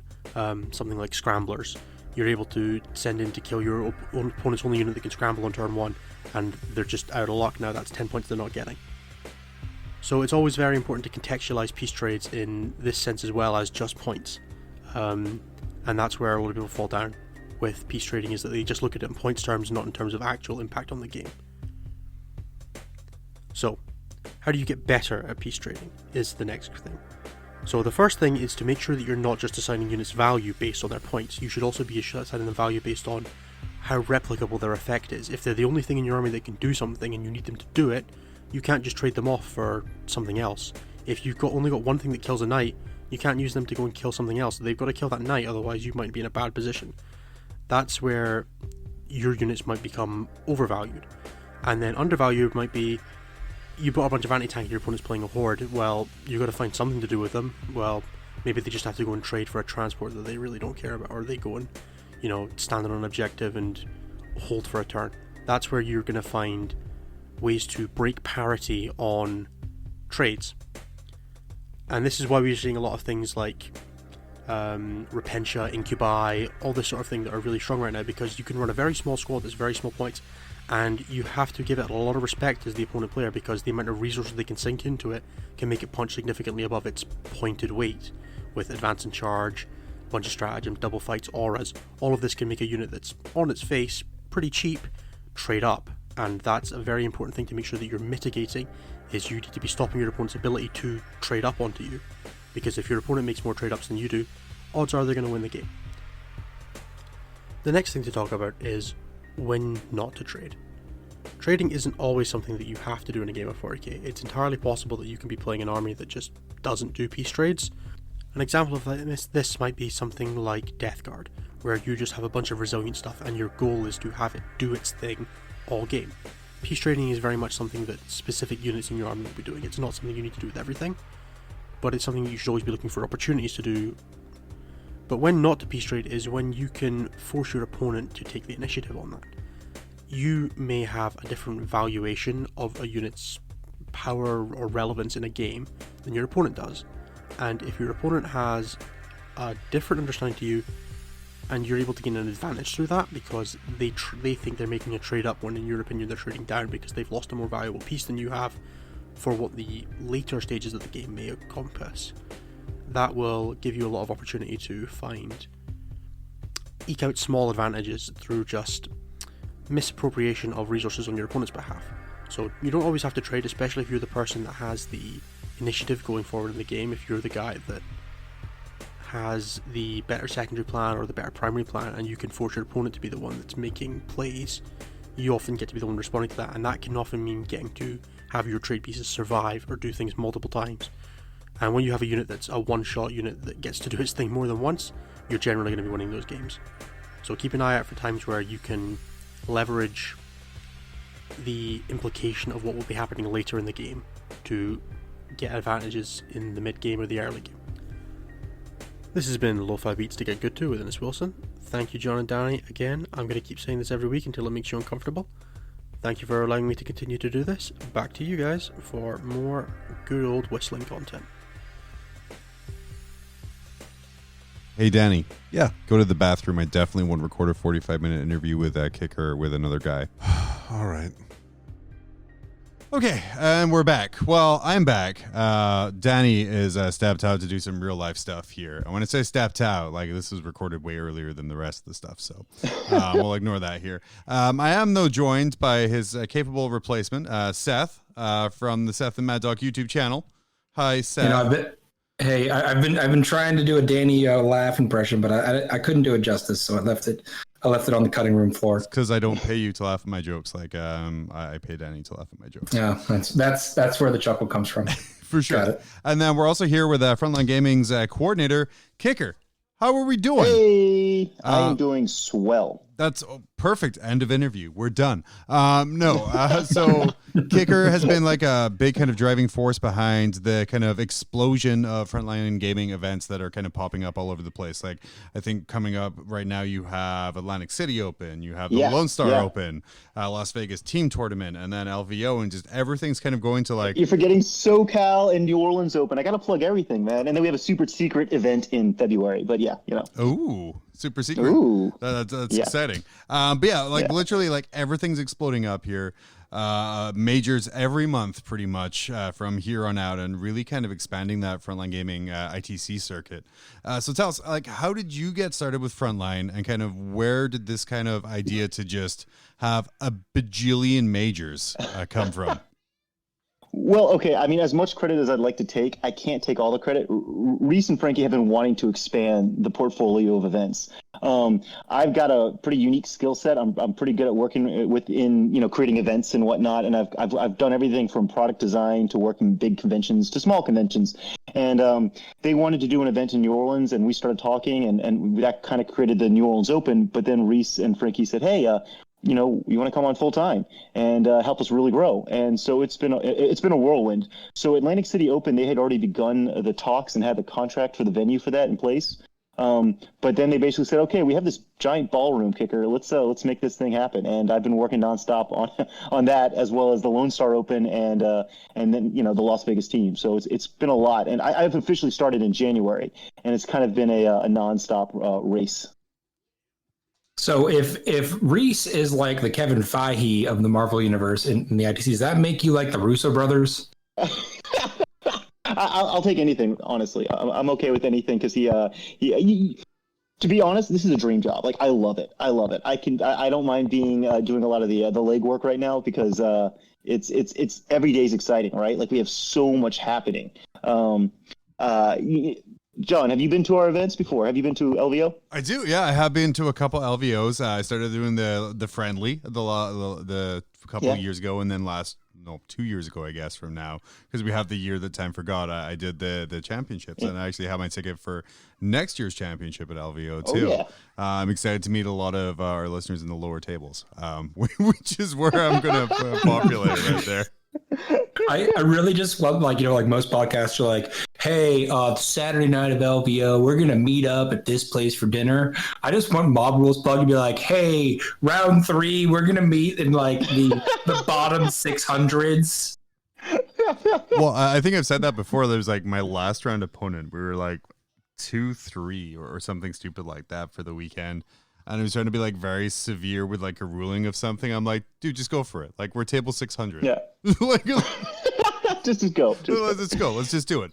But what would you say makes like a frontline event a frontline event? Because obviously there's things like Nova, Adepticon, all these other like super major giant tournaments. What separates a frontline event? All right, so like this is like what we do, right? This is a big deal for us. So everything from the tables, because all the tables are gonna have beautiful FLG terrain, beautifully painted and thematic, to the quality of the venue, right? Like we've got a really good relationships in place, which has made my job way easier to get new locations. But we have really good relationships in place with some of these larger, hospitality chains to allow us to get like amazing venues that we would not normally be able to get. So that's how we have the Rio for LVO 2022, the Atlantic City Open. I mean, like, this is far too nice of a hotel resort for us to be playing with little plastic toys at. I mean, this is a gorgeous, gorgeous facility on the beach with a ballroom that is just insane. But luckily, we are able to always, create these awesome experiences because we do have the connections. And that's actually one of the reasons I was brought on board, is that I'm able to work with some of these large corporations that, have hotels across the country and make these relationships happen. The other thing is also, like, you're going to get an amazing quality of swag at every event, or prize support. So you're coming for a beautiful terrain. You're going to come to a beautifully, professionally run, an amazing venue. And then, of course, you're going to walk away with some pretty cool stuff. Yeah. I will say, like, the looks we were getting kind of like rolling through the casino in Vegas at the old location with like these rolling carts just full of miniatures. The first year I went was like the Super Bowl weekend as well. So there was a bunch of like... I think Arizona and New England fans there, that like the whole time too, were just very confused by the whole thing. But yeah, generally like the events have been like a great time. I mean, Seth, you do much better at them than I do, so you probably have a better idea. Seth is the competitive one here, right? He's the real player here. I try. I'm not a Danny. I'm not a Danny level. I'm not like the 4-year-old savant that Danny is. You can be like, here's a new codex. He's like, yeah, I wrote the most broken stuff in 2 hours. But I think one of the things that I don't think you hit, Kicker, that I think is worth remembering, there's a lot of events that haven't run at the scale that an LVO is run at. And, it has its hiccups. I went 2 years ago when there was the BCP crash of 2020 where we slept under tables for several hours. We don't talk about that, but yeah. You guys have experience with the logistics. So there's a bit of confidence when it comes to like, if I'm like, I'm full disclosure, I went to LVO, I'm going to go to LVO, I'm going to Atlantic City Open. Like, I don't commonly buy tickets to fly across the country to play at an event. I got to know the event I'm going to. I got to know it's going to be run well. It's, because there's how many horror stories of, some place tried to run a major and there wasn't any water and guys were just like fighting over like the drink fountain or, crap like that. So like there is a bit of branding there, I think, if that makes sense, that goes to it, where it's like, I know what I'm getting. I know it's going to happen. I know they've thought through all the things that we need to think through. You're not going to show up and they're going to be like, oh shit, we didn't bring mats.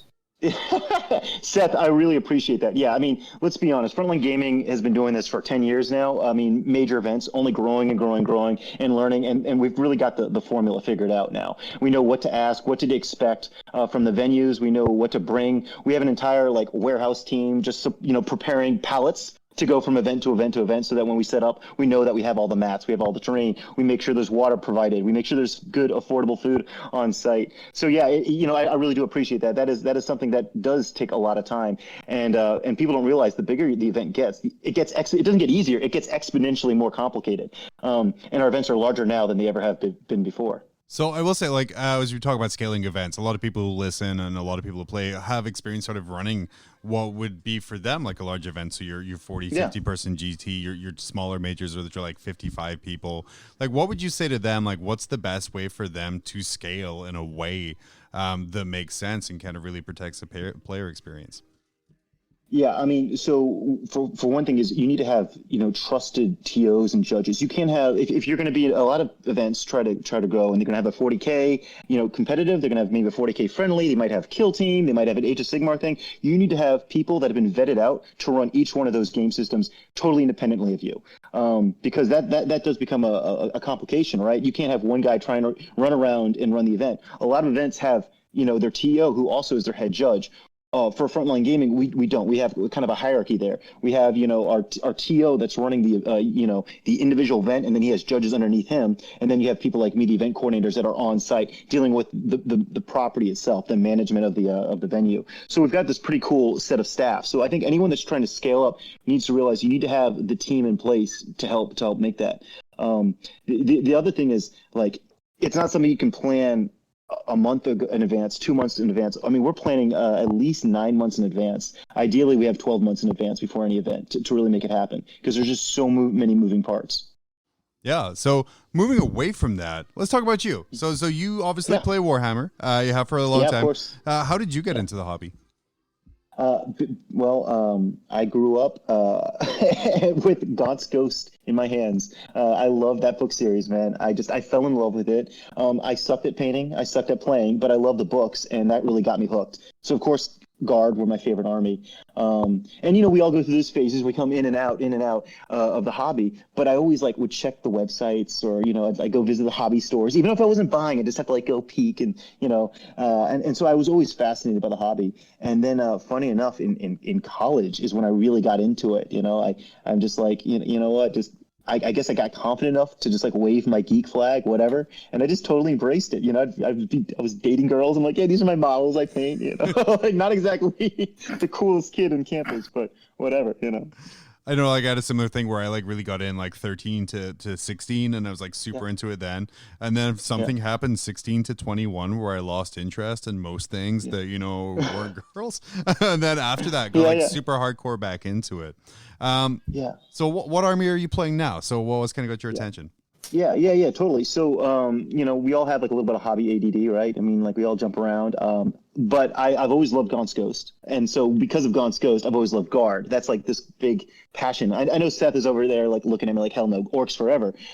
I've tried Orcs. They're fun. I've had a lot of fun with them, but the play style was that's a lot of models. That, even for a Guard player, that was a lot of models and just way over my skill set, my skill level.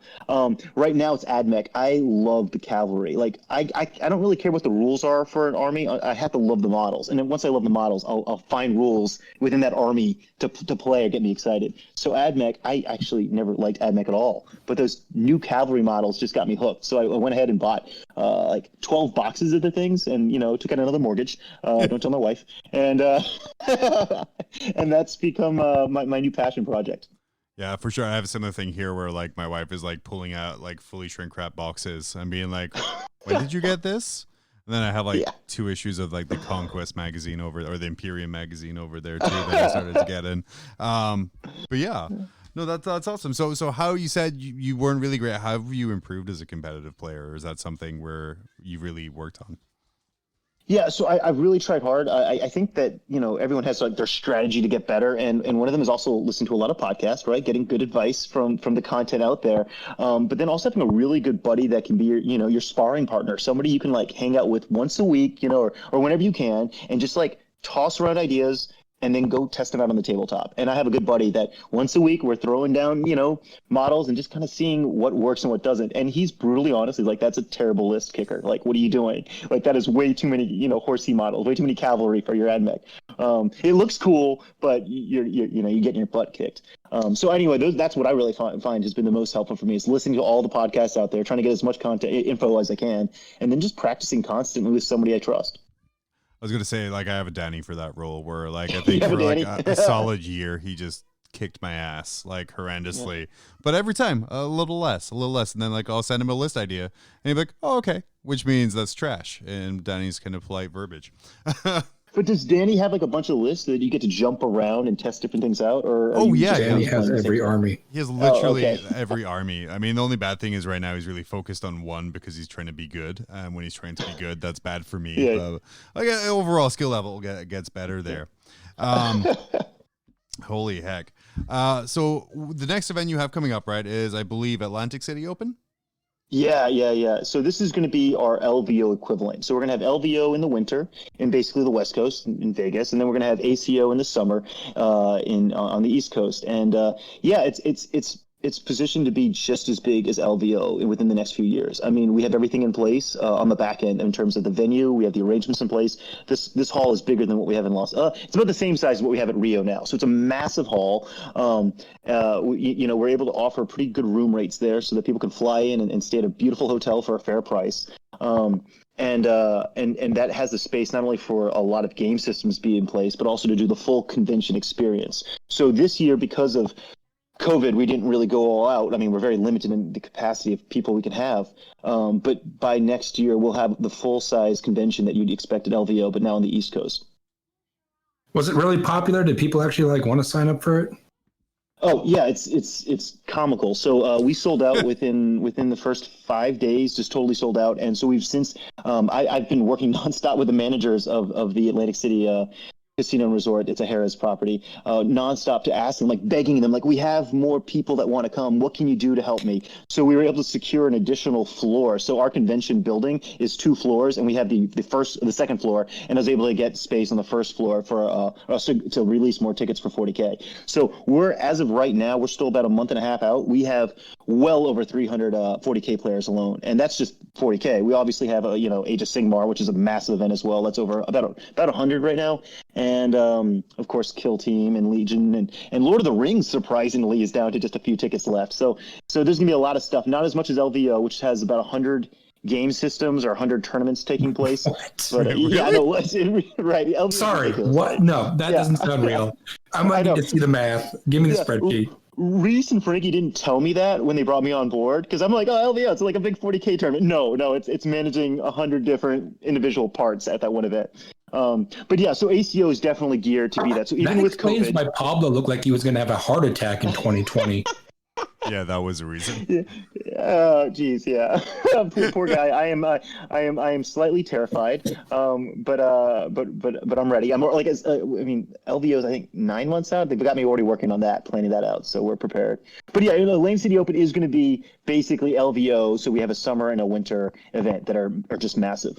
And like I said, this year alone, we've already, I've had to beg for more space, and now we're already over 300 players. This is gonna be, I think, the largest event since last LVO, I think, with over 300 players. Yeah, right? Jeez, yeah. Cool. Yeah. Seth, you're going to be there, right? That's the plan. I've got the leave in. I've got the flight. I got a friend picking me up from Philadelphia, driving me in. So I'll be there. I guess, Seth, like when you're going to a large event like this, right? Because you do a lot of RTTs, GTs around your kind of local area. Because in real America, obviously a lot more events happening. Real America. That's right. Like I'm super far north. What's your preparation look like for like a major level event that's different than an RTT and a GT? I don't, in terms of like playing games, It'll be a weird one this year depending on when the Orc Codex releases, but I try not to like shift lists. You want to get reps with the list. In terms of actually like, travel preparation, like, trying to get everything to fit into a single carry-on, like all your army, like, if I don't have clothes, I'll figure that out.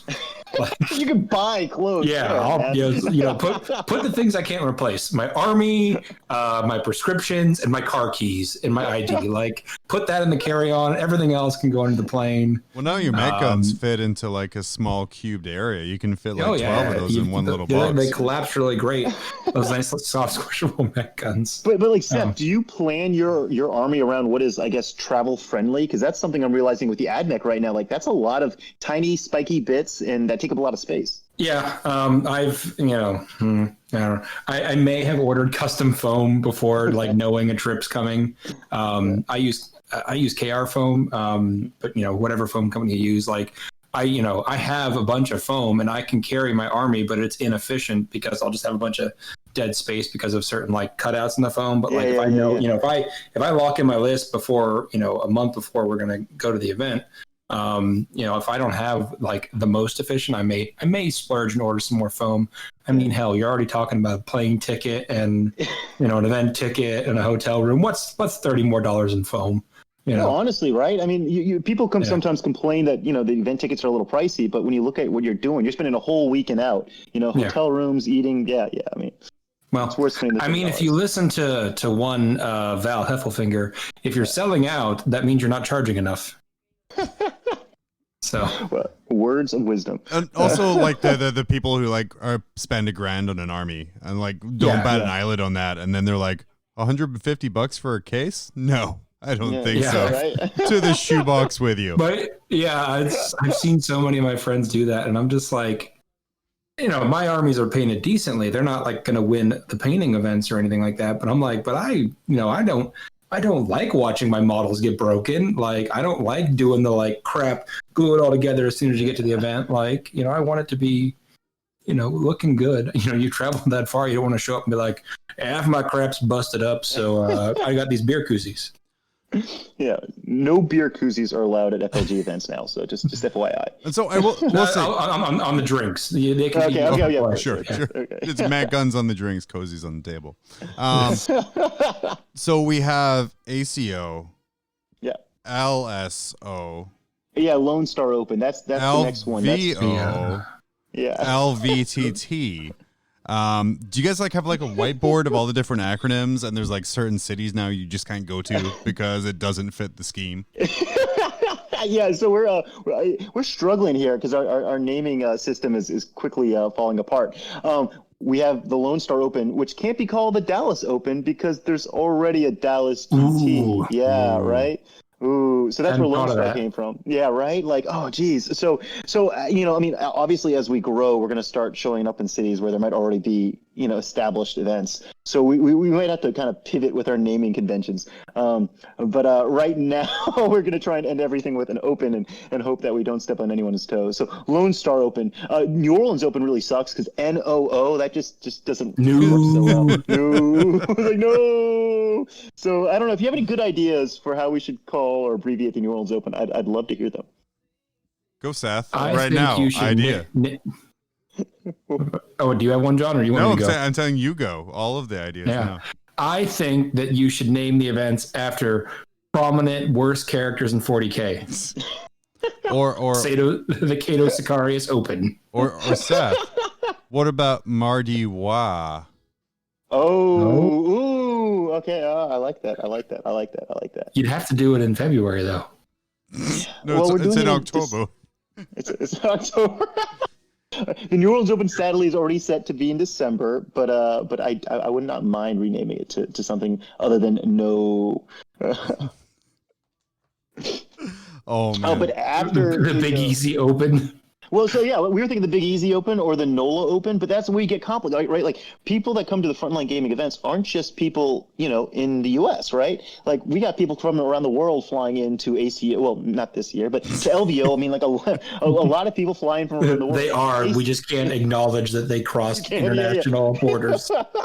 There's customs agents chasing them. Yeah. So ACO eventually is designed to allow the European community to very easily come visit. Come visit our events. Come join our events. I mean, we're close to so many airports there on the East Coast. But so when you think of a name, right, you can't call it the Big Easy Open because do people in Czechoslovakia think of New Orleans and Big Easy as one and the same? Like, we try to use the regular name of the city. Oh, have you not heard like Jim Vessel going off about Atlantic City not being Atlanta, Georgia? He was looking for flights to Atlanta, Georgia. I did hear a spicy rumor as well that Pablo spent a lot of time thinking that it was in Atlanta, Georgia, and not actually Atlantic City. I cannot confirm nor deny that. That is a shame, though. That might be a problem, right? Like, we're gonna have people trying to get all hyped up for something in Georgia, and it's in the Northeast. I can promise you, Atlanta is a wonderful city, but Atlantic City is a more fun location for a summer beach trip. Yes, considering the lack of water ocean around Atlanta. It is a landlocked city. Those beautiful Atlanta beaches.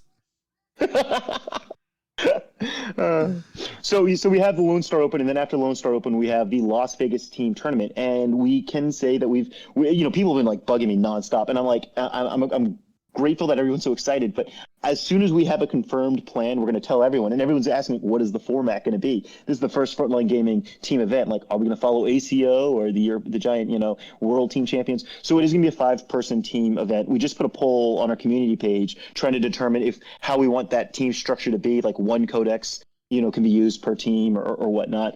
But that's a big deal for us because I think there's a need for more team events. People seem to really like them. I've never played a team event, so I really can't talk much about them, but it seems like everyone really wants to do that format. John, have you played a team event before? So no, I haven't, but we spent a few episodes ago, we were talking to Innes. Innes is the captain of Team Scotland for the WTC. He is big into team events, so he's kind of explaining the format. Seth, I know you are playing in a team event on TTS right now, and you're getting against Innes right now, actually. Well, oh, wow. I'm so sorry. He's much better at pairings than you, I would imagine. But like the format is super interesting, and it's actually really nice to see like a different format for a different kind of event, because I know like myself personally, like for the past 5 odd years, it's been an ITC format that I've been playing kind of pretty exclusively.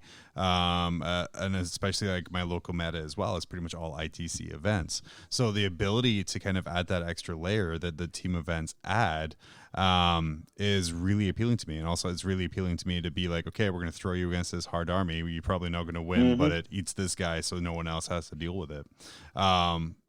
That kind of extra level of tactics is something like super, super cool. And there's the whole camaraderie side. You're not in this alone. You're in this as part of a team. You go with your team from Alaska down to Las Vegas. I mean, that's like, it's a team traveling team thing. Oh no, we're merking out in Alaska. We're not in teams together. I'm very low below Danny in that protocol. There's some behind the scenes dealing occurring right now. Oh, really? Okay. So we're looking at bringing some heat. We've got a dark horse in the works right now. Oh, really? Can't reveal it just yet.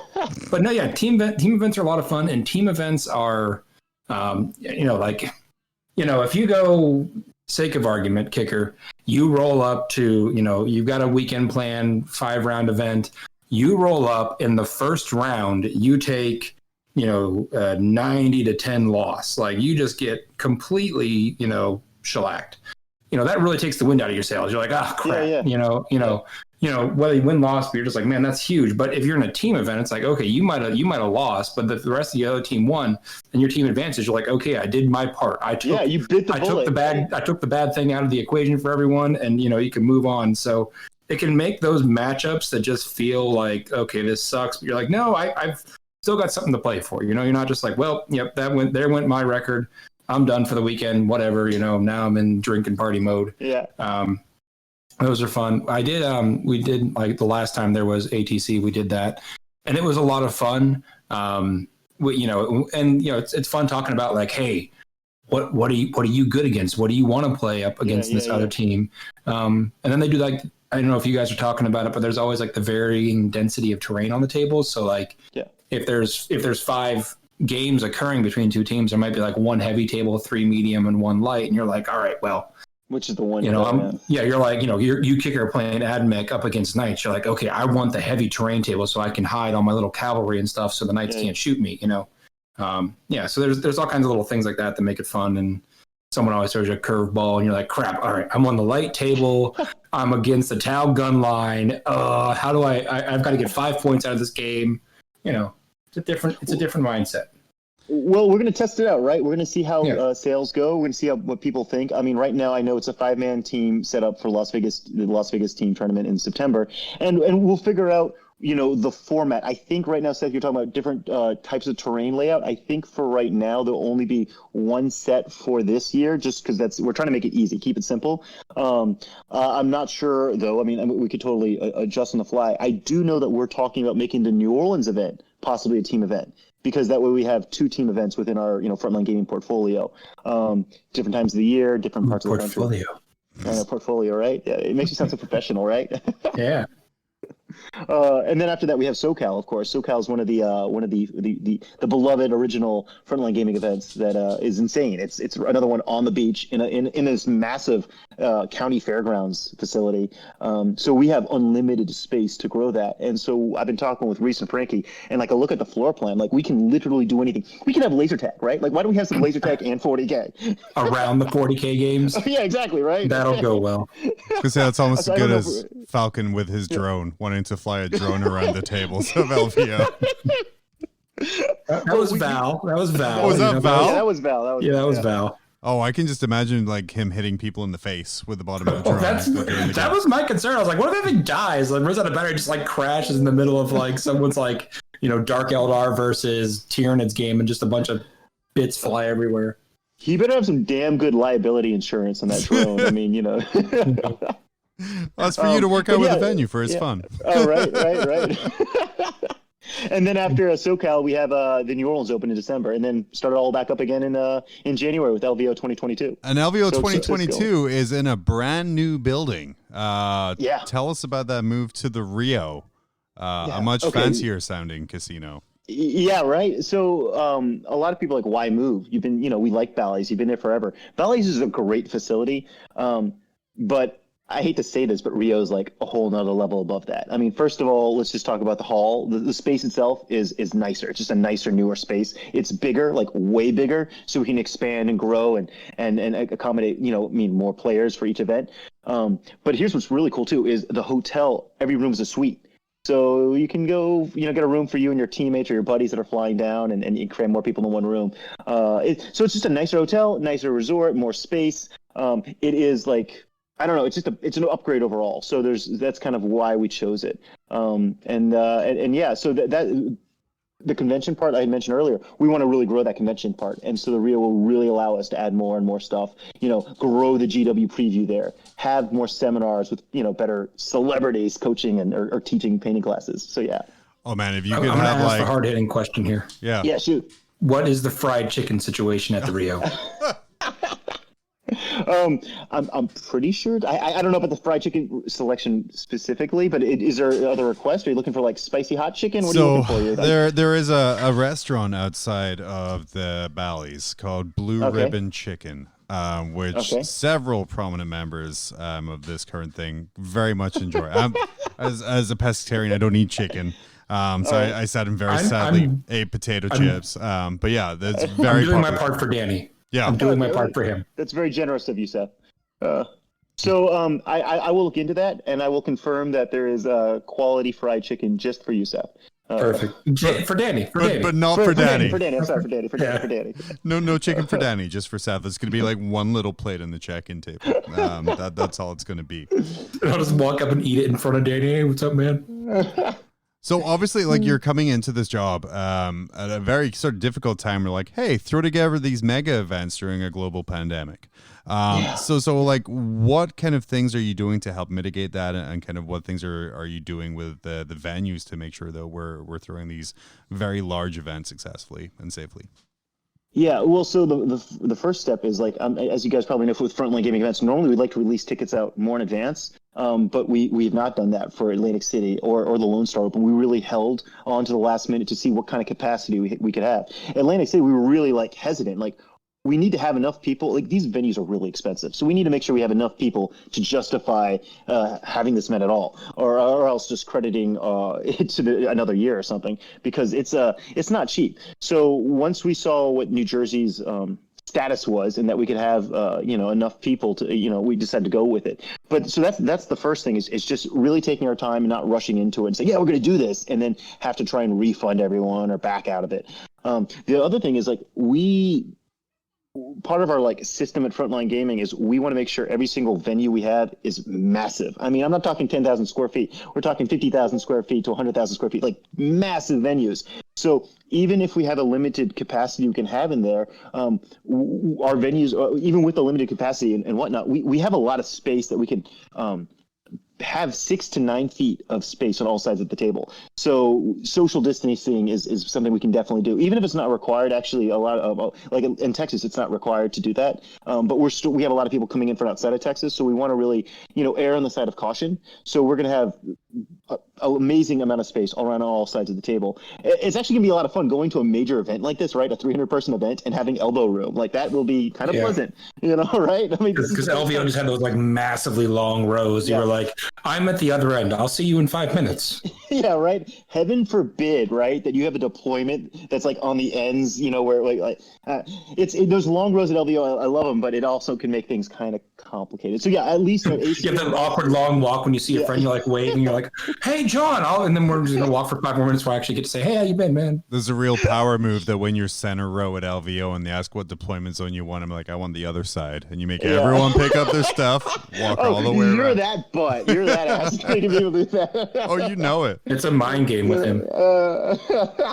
Have you taken all their stuff out of their phone bag yet? If they have, I wait for that. Yeah, I wait for that. So at ACO and LSO, you'll have plenty of space, which is great. The other big thing is no food or in the halls, which is really hard for us because we like to have catering in the hall. But as of right now for Atlantic City, you're going to have to leave the convention center to go get food. We're on a resort with, I think, like 12 different restaurants ranging from like high-end steak and sushi to just, hot dogs and pizza. So you can find anything you want, but it's kind of weird because that you won't be able to eat inside the gaming hall. But those are the big steps. At least no greasy chicken fingers on anyone's models or dice. I don't view that as a bad thing. It's just more of Nurgle's rot, man. It's fair. It benefits me greatly. Before we move on to some questions we have from our Patreons here, Seth, do you want anything else you want to ask, add, lord down on? Lord down on? I don't know. Yeah. What are you asking me? So what's the grand scheme? What's the goal? Like, is are you trying to run an event like every month? Like, is this going to be, if I'm honest, and this is kind of me riffing off of the pro esports talk, like, if I'm going to draw a comparison, like, this looks like you guys are trying to make your own league. Okay, so I can't go into details too much, but there's a lot of wonderful things in the works. At Frontline Gaming, we have a core group of TOs and judges that are like very involved in the community across the world that give us a lot of valuable input. And we do have a lot of plans for 2022, which I'm hoping that Reese can publicly announce sooner than later. I'm still like, I still am below the totem pole there, so I can't say anything until he says something. But 2021 is just a warm up to 2022.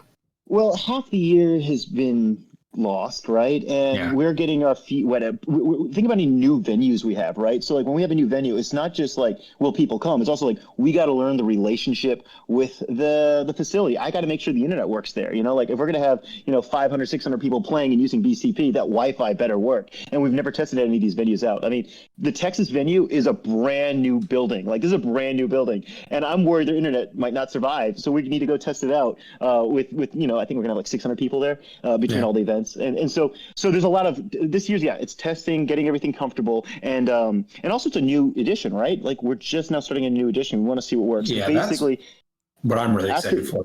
Oh yeah, totally. So LVO 2022 will be hopefully the official kickoff of some exciting new stuff. But the big grand thing though is that we do want to have an event. We have 8 events that are going to be happening every year. We're probably going to expand that to 10 events. Thanksgiving, November is Thanksgiving, and we eat turkey, so no time for 40K that particular month. But yeah, as of right now, it's going to be 8 events. Hopefully, moving that up to 10 events by the end of 2022, and allow people to really go to each event and have a different experience. So we don't want you to go to LVO and think that's what the event's going to be like at Atlantic City Open. Each one will be distinct. We're trying to have a unique venue that you're playing at, a city with character. We're trying to work with a local community of TOs so that you're meeting different people, different judges. That's really important to us. And the big scheme is that each event we do is not just a tournament, but it's a convention attached to it as well. So how do you do that? How do you make each event unique, right? Because at its core, we're talking about 40K tournaments, Age of Sigmar tournaments. What are you doing to make, say, Atlantic City different than LVO when those are kind of the 2 flagship events there? I've got it. Okay, they're going to ban Dark Eldar from Atlantic City. Everyone does have a different codex ban. Figured it out, Seth. I'm buying a plane ticket now. Jesus. So there's only so much, I can go into details as we're rolling things out. This first year, Atlantic City Open, it's a 40K tournament. That's what it is. We don't have a con badge because we don't have a convention. But the idea is there'll be things to do at each event that are unique to that event. Something that's pretty cool is the swag that hopefully will be getting announced sooner than later will be very unique to each event. But also, think about it, the experience you get outside of the gaming hall is totally different in Las Vegas than it's going to be in New Orleans, for example, or that it's going to be in or SoCal, very different cities. So the idea is you're not just playing 40K, you're going on a little vacation and enjoying a different city. New Orleans, I mean, it's a far more intimate hotel you're staying at, but it's in the middle of the French Quarter. Literally, you walk out your front door and you're on Bourbon Street. So it's a very different experience. It might be one for you to go with your buddies and go hang out for the weekend, as opposed to our surprise event that will be in February. That might be a lot more fun to go with your whole family. So and it's not Disney. I know. I saw that. I was like, is it Disney? Are we doing Disney? I was going to say, New Orleans. No, my wife already declared she's going to New Orleans with me. So it's when you have your wife and kids play and you coach from behind them, and it's just a whole bunch of frustrated people at tables. It's going to be great. That would be the best event. But guys, I want to touch on something that's really important. Is the events. Frontline Gaming, it's all people that love 40K. It's all community members that work there. I mean, I hear Reese hates Tau though. Yes, that is true. But we don't want to make the Tau players too angry. But yeah, everyone there is awesome except for the few people that do like Tau. They usually just get left out of kicked out of the office every now and then. But it's a wonderful group of people. But at the end of the day, we're not all rigid. We want to make the best events possible. So that's where the Frontline Gaming community group kind of came to fruition. That's that new Facebook page we have where we really want to interact with the community and get ideas for what to do at our event. You tell us so we can make that happen. So right now we were just talking about the Las Vegas teams. There's a poll up there determining the format we're going to use because our community, the Frontline Gaming office, we can try and come up with the best format, but why do that when we can just ask everyone and get their opinion? So that's kind of how we want to roll at every single event is develop the events with you guys in mind. I mean, what do you guys want for swag? Apparently you want fried chicken. We can make that happen. So please don't put that in a bag of swag. Or better yet, make a separate tier of swag that includes the fried chicken. The fried chicken level. Because I remember there was 3 tiers of swag for LVO, and there's a chicken tier. That's fine. So we'll have the high roller package, and then we'll have the fried chicken package. All right, got it. Deal. What about and for John? It could be the fish and chips package. There you go. Yeah, right? Sometimes I treat myself to some fish. You should do a pro-am team tournament, as I've just watched Happy Gilmore, and I'm very happy with that combo right there. Random pairings, love it. Yeah, perfect. Super good. So we do have some questions. There's a lot of sweet ridiculousness that we're going to skip past here. I apologize to some, but. We have a follow-up from your stream on the Dangly Boys podcast and YouTube channel here. Any word on that alcohol brand sponsorship / partnership? Yeah, so we wanted to, so if we have any sort of sponsorship, that usually involves some sort of exhibitor or booth setup, and with ACO, we unfortunately, we don't only not have a con convention there, we really won't have any vendors or exhibitors or promoters there because of capacity reasons. We don't want to not be able to allow players in so that we can allow, a brand rep there or whatnot. That's really the only reason. So we do hope to have that wonderful relationship in place, if not for Atlantic City 2022, maybe some of the other upcoming events. And if you know somebody in the alcoholic beverage industry that would be interested in partnering with us, have them email me directly. You can find me on Facebook. Pretty easy. Amazing. Sadly, I'm just a customer, not a corporate sponsor there. John's actually owned a distillery. Hey, we can sell some moonshine. I'm cool with it. I'm not sure. I mean, that's my family, but all right. I'm gonna put this out to both of you because I'm not sure the person who wrote this did it soberly. Which army has tastes the best? Oh, Tyranids. Yeah. It's shellfish. It's shellfish, man. I love crab. Just saying. That's fair. Yeah, that's hard to beat. Yeah. Yeah. Okay. Who is the real princess of Frontline Gaming? Ooh. Pablo. Yeah, his hair, his locks are just so pretty and gorgeous. So luscious. Yeah. So luscious. I will say, you say you've been employed by Frontline since January, yet I don't see any kind of facial hair or kind of mustaches. Okay, so yeah, right. So let's get deep and personal here. I can't grow facial hair. I tried. It's embarrassing. I look like a caveman. I'm just not allowed to do that. Apparently, I am cursed with the face of a 5-year-old. It's terrible. It's all the breakfast cereal. It's all the breakfast cereal. Yes, as Seth knows, I am a sugary breakfast cereal addict. That is my kryptonite. It's an embarrassing amount of sugary breakfast cereal I have in my house right now. My 2-year-old's favorite right now is churros, which is apparently just little churros that you cover in milk, but it's not really cereal. It's just miniature churros. I have to salute you as a father for allowing your child to enjoy such pure pleasure in cereal format. That's There's wonderful. no better feeling than watching him run up the aisle in a store, grab a box, and hug it lovingly like you would like a life partner. I can't take that away from him. Yeah, you're like, damn it, kid. So my kid's just learning to eat, and like we give him like the most generic, off-brand, like regular Cheerios. And I think it's I don't think. I feel terrible because here I am sitting here eating like Cocoa Pebbles or some limited edition, like, Twinkies Buttercup cereal or some nonsense. Limited edition? Oh yeah, there's limited edition cereals. Let's not go into it, but yeah, it's a thing.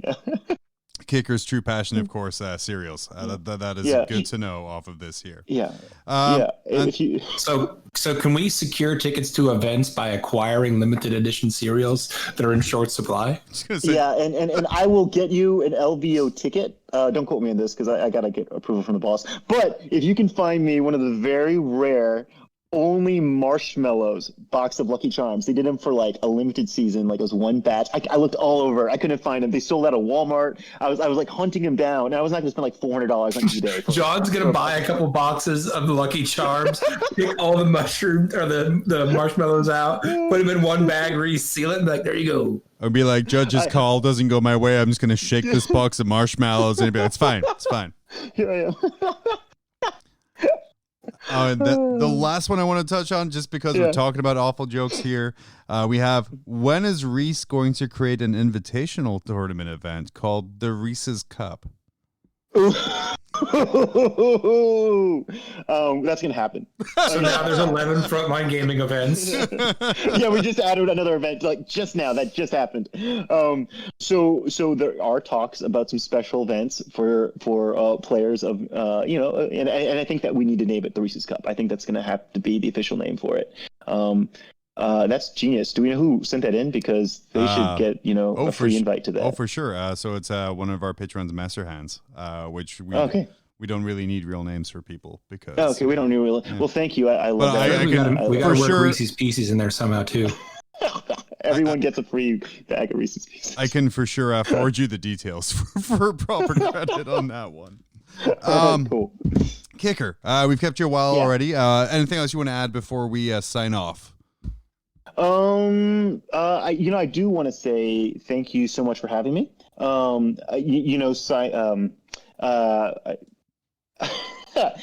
Sorry, we were talking about cereal and I got way too excited because I'm like, what am I going to go home and eat now? Our events are growing. We've got a lot happening. I hope to have you guys, both Seth, you and of course John, at the events. I hope to have there be a spot for all podcast people to kind of hang out, like have a headquarters, a media booth, something of that nature. That's something I really, really want to make sure we have at all the events. I am really honored. I can't wait to see you guys. I'll see you in Atlantic City, Seth, and I'll see you, John, hopefully in LVO. Yeah, for sure LVO, maybe even sooner. Depends on what I can get away with. On our master plans to dethrone Danny. I mean, and I gotta he say, won't listen to this. I gotta say, if you have like a podcaster's booth at your events, that's gonna just be the event hall after 2020. The way it's going. Everyone's got a podcast. Jim Vessel's going to have to occupy that booth like 24/7. Love you, Jim. A tournament of podcasters only. Then you have to be a podcaster to come. So you're just saying a tournament? The team or the LVO championship. Seth, anything else you want to add in before we sign off here? I think that's it. I'm just Kirkland Brand Danny for today. But you guys, you know where you can find me, Dangly Boys, and on my YouTube channel, Seth the Mad Dog. For all kinds of great orc content. Seth, when are you making some content for how to beat orcs? That is of great interest to me personally. Yeah, I would like that. I've thought about that. I'm kind of waiting till the codex releases because I think that'll be when there's more interest in that subject. Because I'm trying to think of how videos age. If I do that and then trust me, very poorly, very very poorly. I don't know. No oil spray is still my favorite video. I found the more effort I put into skits, the happier I am, because I still get like comments, reactions, and likes from like skits and dumb little videos I did years ago. Than my 7th edition 40K release review that we put like literally days of effort into doing, and now like 3 years later, it's just like in the trash pile of YouTube history. The trash pile of YouTube history. Yeah. Yes. That's the name of my channel too. I'll go subscribe. Trademark. Kicker, thank you so much for coming on. I can't wait to see what comes out of Atlantic City Open and all of the other events coming on in the future. We're going to take a quick break. We're going to be right back with Fake Seth. Do you like cookies but want something more British? Buy biscuits. Not like those you have for gravy. British biscuits. For dunking in your British tea. Stiff upper lip guaranteed. Biscuits, as recommended by Queen Liz of the Britons. Hey, Fake Seth. You can just call me Fat Seth. That's fine. I ended the interview with Kicker and Seth joining in there by saying like, okay, well, we'll see you later. Like, because he kept saying like, oh, for Danny's benefit, I'm going to ask about this. And I'm like, okay, we'll be right back with Fake Seth. And he didn't get it, and I thought it was a funny joke. I don't know. It is what it is. Man, what a great episode, though. Next time, we're going to definitely follow up on how those listed. We talked a big game. Oh, yeah. Can we deliver? Probably not, but we're going to try. We're going to try. I think you have a good chance at 3-0. I have a good chance at 2-1, I feel. Oh, I totally believe that. I think that you are. I think 2-1 is eminently achievable. I think if you play it right, I think you can go 3-0. I think a lot of lists don't have enough firepower to deal with all the bodies that you put on the table, and they just can't deal with the amount of wounds you have. You know something I've noticed, like over time, no matter what army I try and pivot to, no matter what I try and change, I always hoard. Yeah, that's true. Like I started with the orcs, and I'm like, you know what? I'm going to try Tyranids. Cool, more hordes. Oh man, I want to play this elite army. I'm going to play Death Guard. Right, oops. And then oops. Oh, Boxwalkers. Like, hell yeah. I always like pivot towards hordes and like just not like because not even it's natural progression because like I'll play against you a bunch with the list, and as I change the list to get it better, it's just more and more fucking bodies get added onto the pile. I mean, let's look at your Eldar list, John. Oh yeah, my Eldar list, which was just horde. Was it 60 Dire Avengers and Ezerman? I was thinking all the Guardians, wasn't it? Oh, well, yeah. My friendly list for LVO a few years ago was like 80 events, 80 Guardians. God, I have a problem. It was you have an archetype, John. It was I'm comfortable. I love board control. Yeah, I totally understand that. And it's really easy when you have a lot of models. But I think like something I've learned in this past year is you can't care when stuff dies. Oh yeah, you really cannot get emotionally attached to things. Because if you do, you're going to start getting like really bummed out when like, oh, I removed this unit. Oh, I removed this unit. The only reason you have so many units is because they're cheap and shitty. Like I have 71 Poxwalkers in that list. No one's like running away from like a T4 2 attack, no save model, well, like a 6-up save model. No, they're not. No, it should die a lot. The key is just really getting ahead before it dies. Yeah, no, and that's the key, right? Is just concentrating on the mission and playing to the objectives. Yep. And if you do that, you too can travel for 15 hours to go 2-1 and an RTT. And get bitten by a bunch of mosquitoes. Don't forget your bug dope, dude. Oh fuck yeah, I'm gonna have to.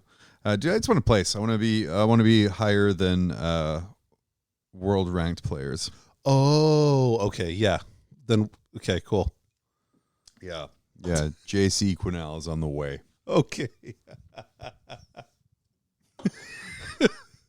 Is this a Hex Fleet Quinnell moment here? Like that you're No, dude, I'm not catching that guy this season.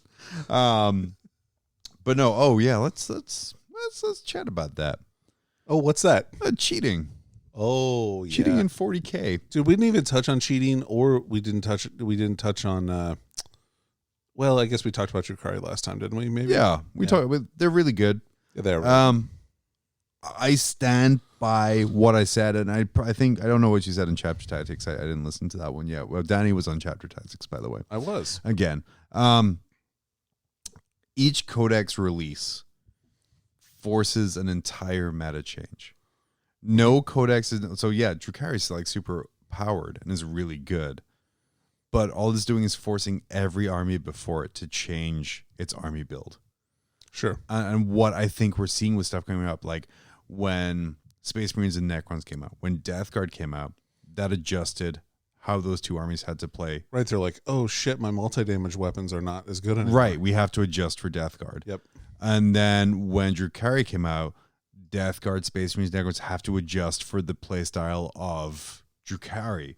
So it's just kind of like a meta-wide reset every couple of months right now. So, and like, here's the point that I kind of made. So if you don't want to listen to Chapter Tactics, although you should, because you should. It's a decent episode. So also he gets asked on more the more people listen. It's true. So when you, so I think this meta shift is like really unique in that Death Guard came out before Drukari, and I think the perfect counter to Death Guard is exactly the wrong counter to Drukari. Mm-hmm. So like Death Guard are like, oh, your medium strength multi-damage weapons with a high volume of shots are garbage against me. Like they're not good. Sure. Right? Like Inceptors were bad, autocannons became bad, heavy bolters were a lot less good. I still remember playing against Nate with all of his Inceptors, and he was like, I'm shooting all this plasma. I'm like, okay, cool. Yeah, don't overcharge. And then so that stuff came out, and like people adjusted their list, and people are adjusted for a high armor save, low model count, very tough army meta, right? Like that is the meta.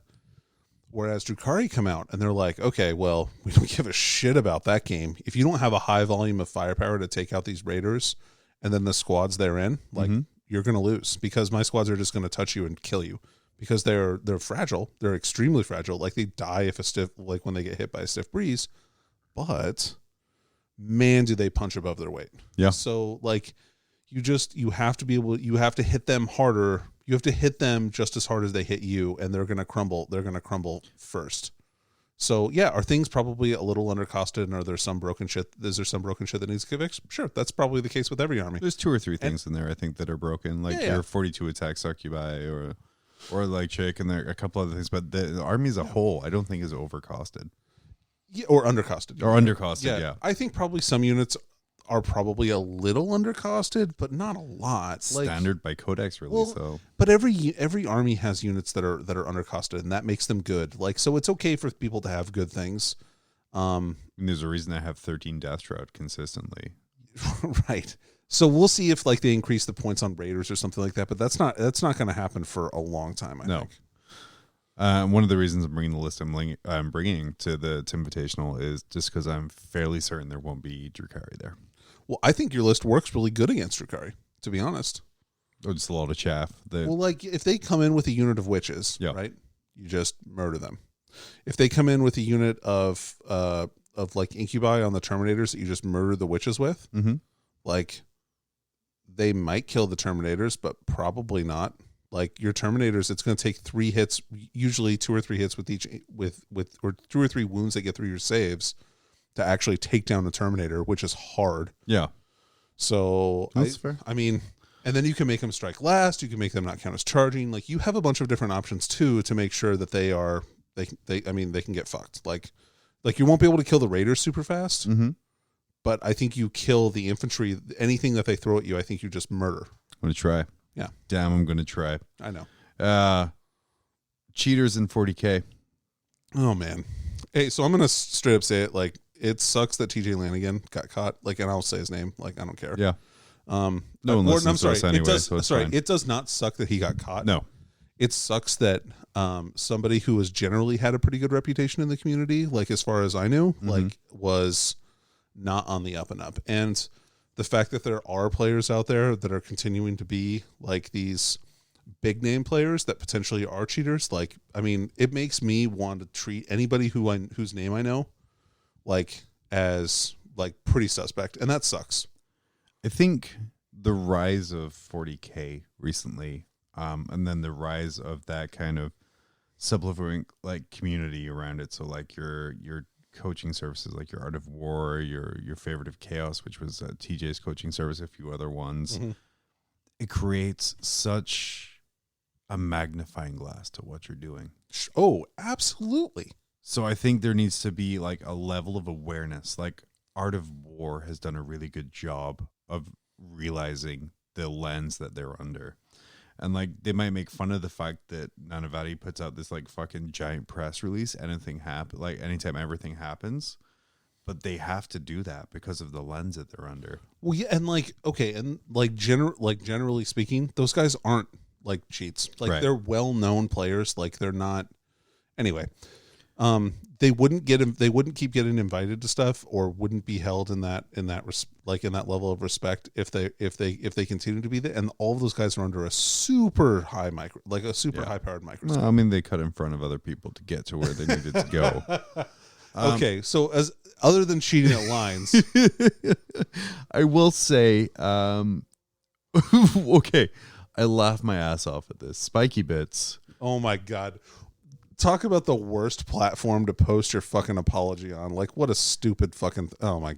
So my favorite thing about it is Spiky Bits reached out to TJ and said, we're going to give you an unbiased platform to share your story and say whatever you want.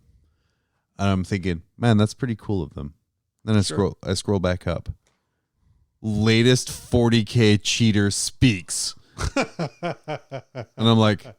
Your headline never changed. Spiky does not make it seem unbiased at all. That apology, though, which should not be read, not because of what TJ did, but because it's hosted by Spiky Bits, was really sort of like the groundwork for what an apology should be, or kind of how to react to this situation. Well, and he owned up to everything, didn't deny anything. He knows what he did, and he didn't try and make it out to be anybody's fault other than his own. Yep. So I will say I think this will be not swept under the rug. It'll be brought up like shitty background Facebook groups will bring it up and like in jokes and things like that forever. But I don't think this bars TJ from Comp 40K for life based on the humility of his response. Yeah, for sure. I just think he's going to have to roll on a dice tray for the rest of his career. Yeah. Like people are going to you're going to have to show people your dice rolls forever. And that's fine. In fact, that's part of the code of conduct. Everybody should be doing that all the time. And if you're rolling your dice in a weird place and your opponent says they can't see them, re-roll the dice. It doesn't matter what you rolled. Like that doesn't count. Yeah. Like your opponent needs to verify your dice roll. So Danny, for LVO 2022, can we send you down with a custom dice tray, which is just a TG Lanigan rolling tray that you can present to him just in case you end up being paired? Do you think he's going to be at LVO?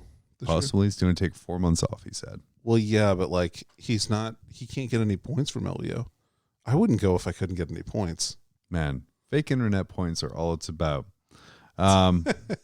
Maybe. I guess. I don't know. Like, first of all, if I got 0 points, I would feel bad for cucking somebody out of their points. Oh yeah, and I'm sure he does. Well, hopefully he does. I mean, look, I want him to come. Like, I want him to come back with like, with caveats, of course, that like, you know, I do feel like there's some contrition there. I do feel like I think he will work hard to get to a better place. We'll see what happens. Yeah. Hannibal Lecter style mask at the table. He's gonna get wheeled up. He's gonna be wheeled up by yeah. Kicker.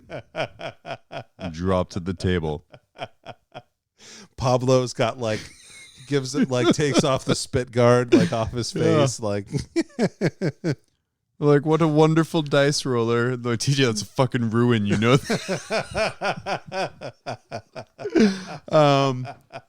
But yeah, one of the few instances of someone Is being. this a dice tower? It's that meme with the butterfly. Yeah. But yeah, one of the few instances of someone being caught being a shitlord and admitting to being a shitlord and not trying to make an excuse. That's pretty big of him. It's pretty big. Yeah. Because it almost ruined his coaching service, which is still a thing. Oh, really? Does he still have Patreons? Oh yeah. Really? Oh yeah. So current standings. Let me see here. Okay. Let me do my live research. This makes for great radio. Dude, it really does. It's a wonder why no one else has picked us up based on this. Man, there's a lot of stuffed animals in here. Yeah, that's cool. Every time I fuck up, I buy my wife a stuffed animal. Oh, nice. Wow. Okay, this all makes sense now. So, is there an entire room upstairs full of stuffed animals? Oh, yeah, using them for insulation. That's why I in don't your have house? like a gaming room. Is because I have to have a fuck up room. Wait, is it called Favorite of Chaos? No, it wasn't Favorite of Chaos. Chosen of Chaos. Chosen of Chaos. Favorite of Chaos, by the way, apparently a podcast. Did we play that? No, we didn't play those guys. It may have been. Those guys gave us a shot, so they're cool in my book, I guess. They sure did. They asked why the Orc podcast got the Chaos review, and it's like, because it's not an Orc podcast. Man, what great radio. Anyway, I'm sure he has Patreons still. There was at last count. But yeah, like I said, good response to it. Take your licks, come back. That's right. Roll your dice in a goddamn tray. Danny, do you have anything else you want to talk about before we run away forever? The only thing I want to mention. Hell the yeah. only thing on my mind right now. Yes. Is our fellow members of the Rogue Trader Network. My God, is this now 3 episodes in a row where we've remembered to mention them? Fucking 5, dude. Hell I've been killing it every episode. Killing it.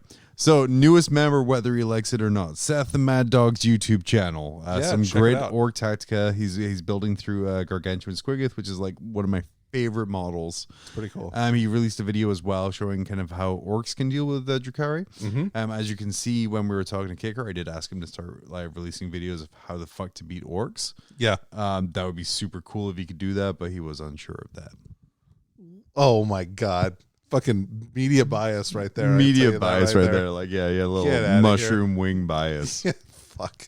And Zed 40 Shabal. Well, what about Dangly Boys? Well, Dangly Boys. Move right on. Yeah, Dangly So they Boys. just released an episode that I have listened to. Oh, wow. I know. I think I'm almost all caught up. I need to listen to the NZ 40 Shabal episode next. Yeah. But I listened to High Lords. I listened to Dangly Boys. Dangly Boys this time had they talked about obviously the cheating scandal. They talked about Drukhari. Yeah. How'd Bjorn take that? I mean, he wanted to actually Bjorn was pretty level headed. I think he did a good job. He made a lot of points and I agreed with him on several things, which was cool. Good for him. Yeah. I mean, Bjorn's a nice guy. And I didn't say no. He has amazing shorts. Dude, he really does. And he is tall as shit, dude. So tall. And Danny and I are both really tall people. We're pretty fucking tall, like seriously. So surprising. Anyway, so man, dude, the South has got they really hate Drukhari. Oh yeah. Yeah. So by the South, you're meaning the competitive gaming world. Well, outside of Drukhari forums. All right, fair enough. Maybe it's just me. Maybe I'm the fucking idiot. But that's probably true.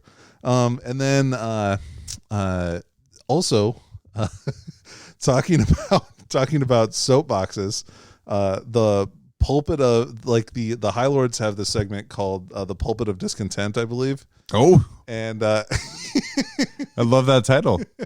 And they all took turns this episode, as well as having a special guest on to take a turn of Mitch Mellon. So check that out. Oh that man, love good. Mitch. Yeah, well, I love every member of the Rogue Trader Network and Mitch Mellon. Yes. And then 40 Shabal. They released a special. There's large events happening in New Zealand land. Yeah, and one of the hosts was absent for a while, and it turns out that, like Seth was saying on Dangly Boys, that somebody needed to do a welfare check on him because Hayden was having like some issues that he had to go to the hospital for a bunch. So yeah, but I think he's doing good now, which is good. Yeah, he'll do even better when you listen to the latest episode of the NZ 40 Shabal. I can't wait to see how he did. He won a Best Sportsmanship trophy somehow because he's a fucking dick. So I don't know how he won that shit. Yeah, like all my conversations, not good. Not good.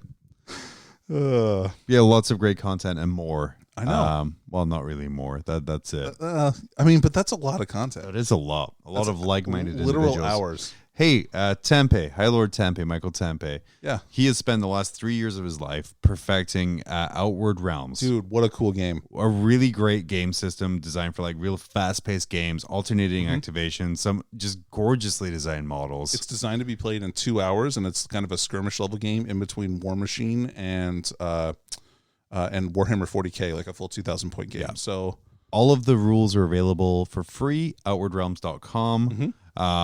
Check them out. The Kickstarter is going to be going live soon. We're going to be getting him on closer to the launch. Yep. So we can kind of go through the game and kind of share the excitement about it.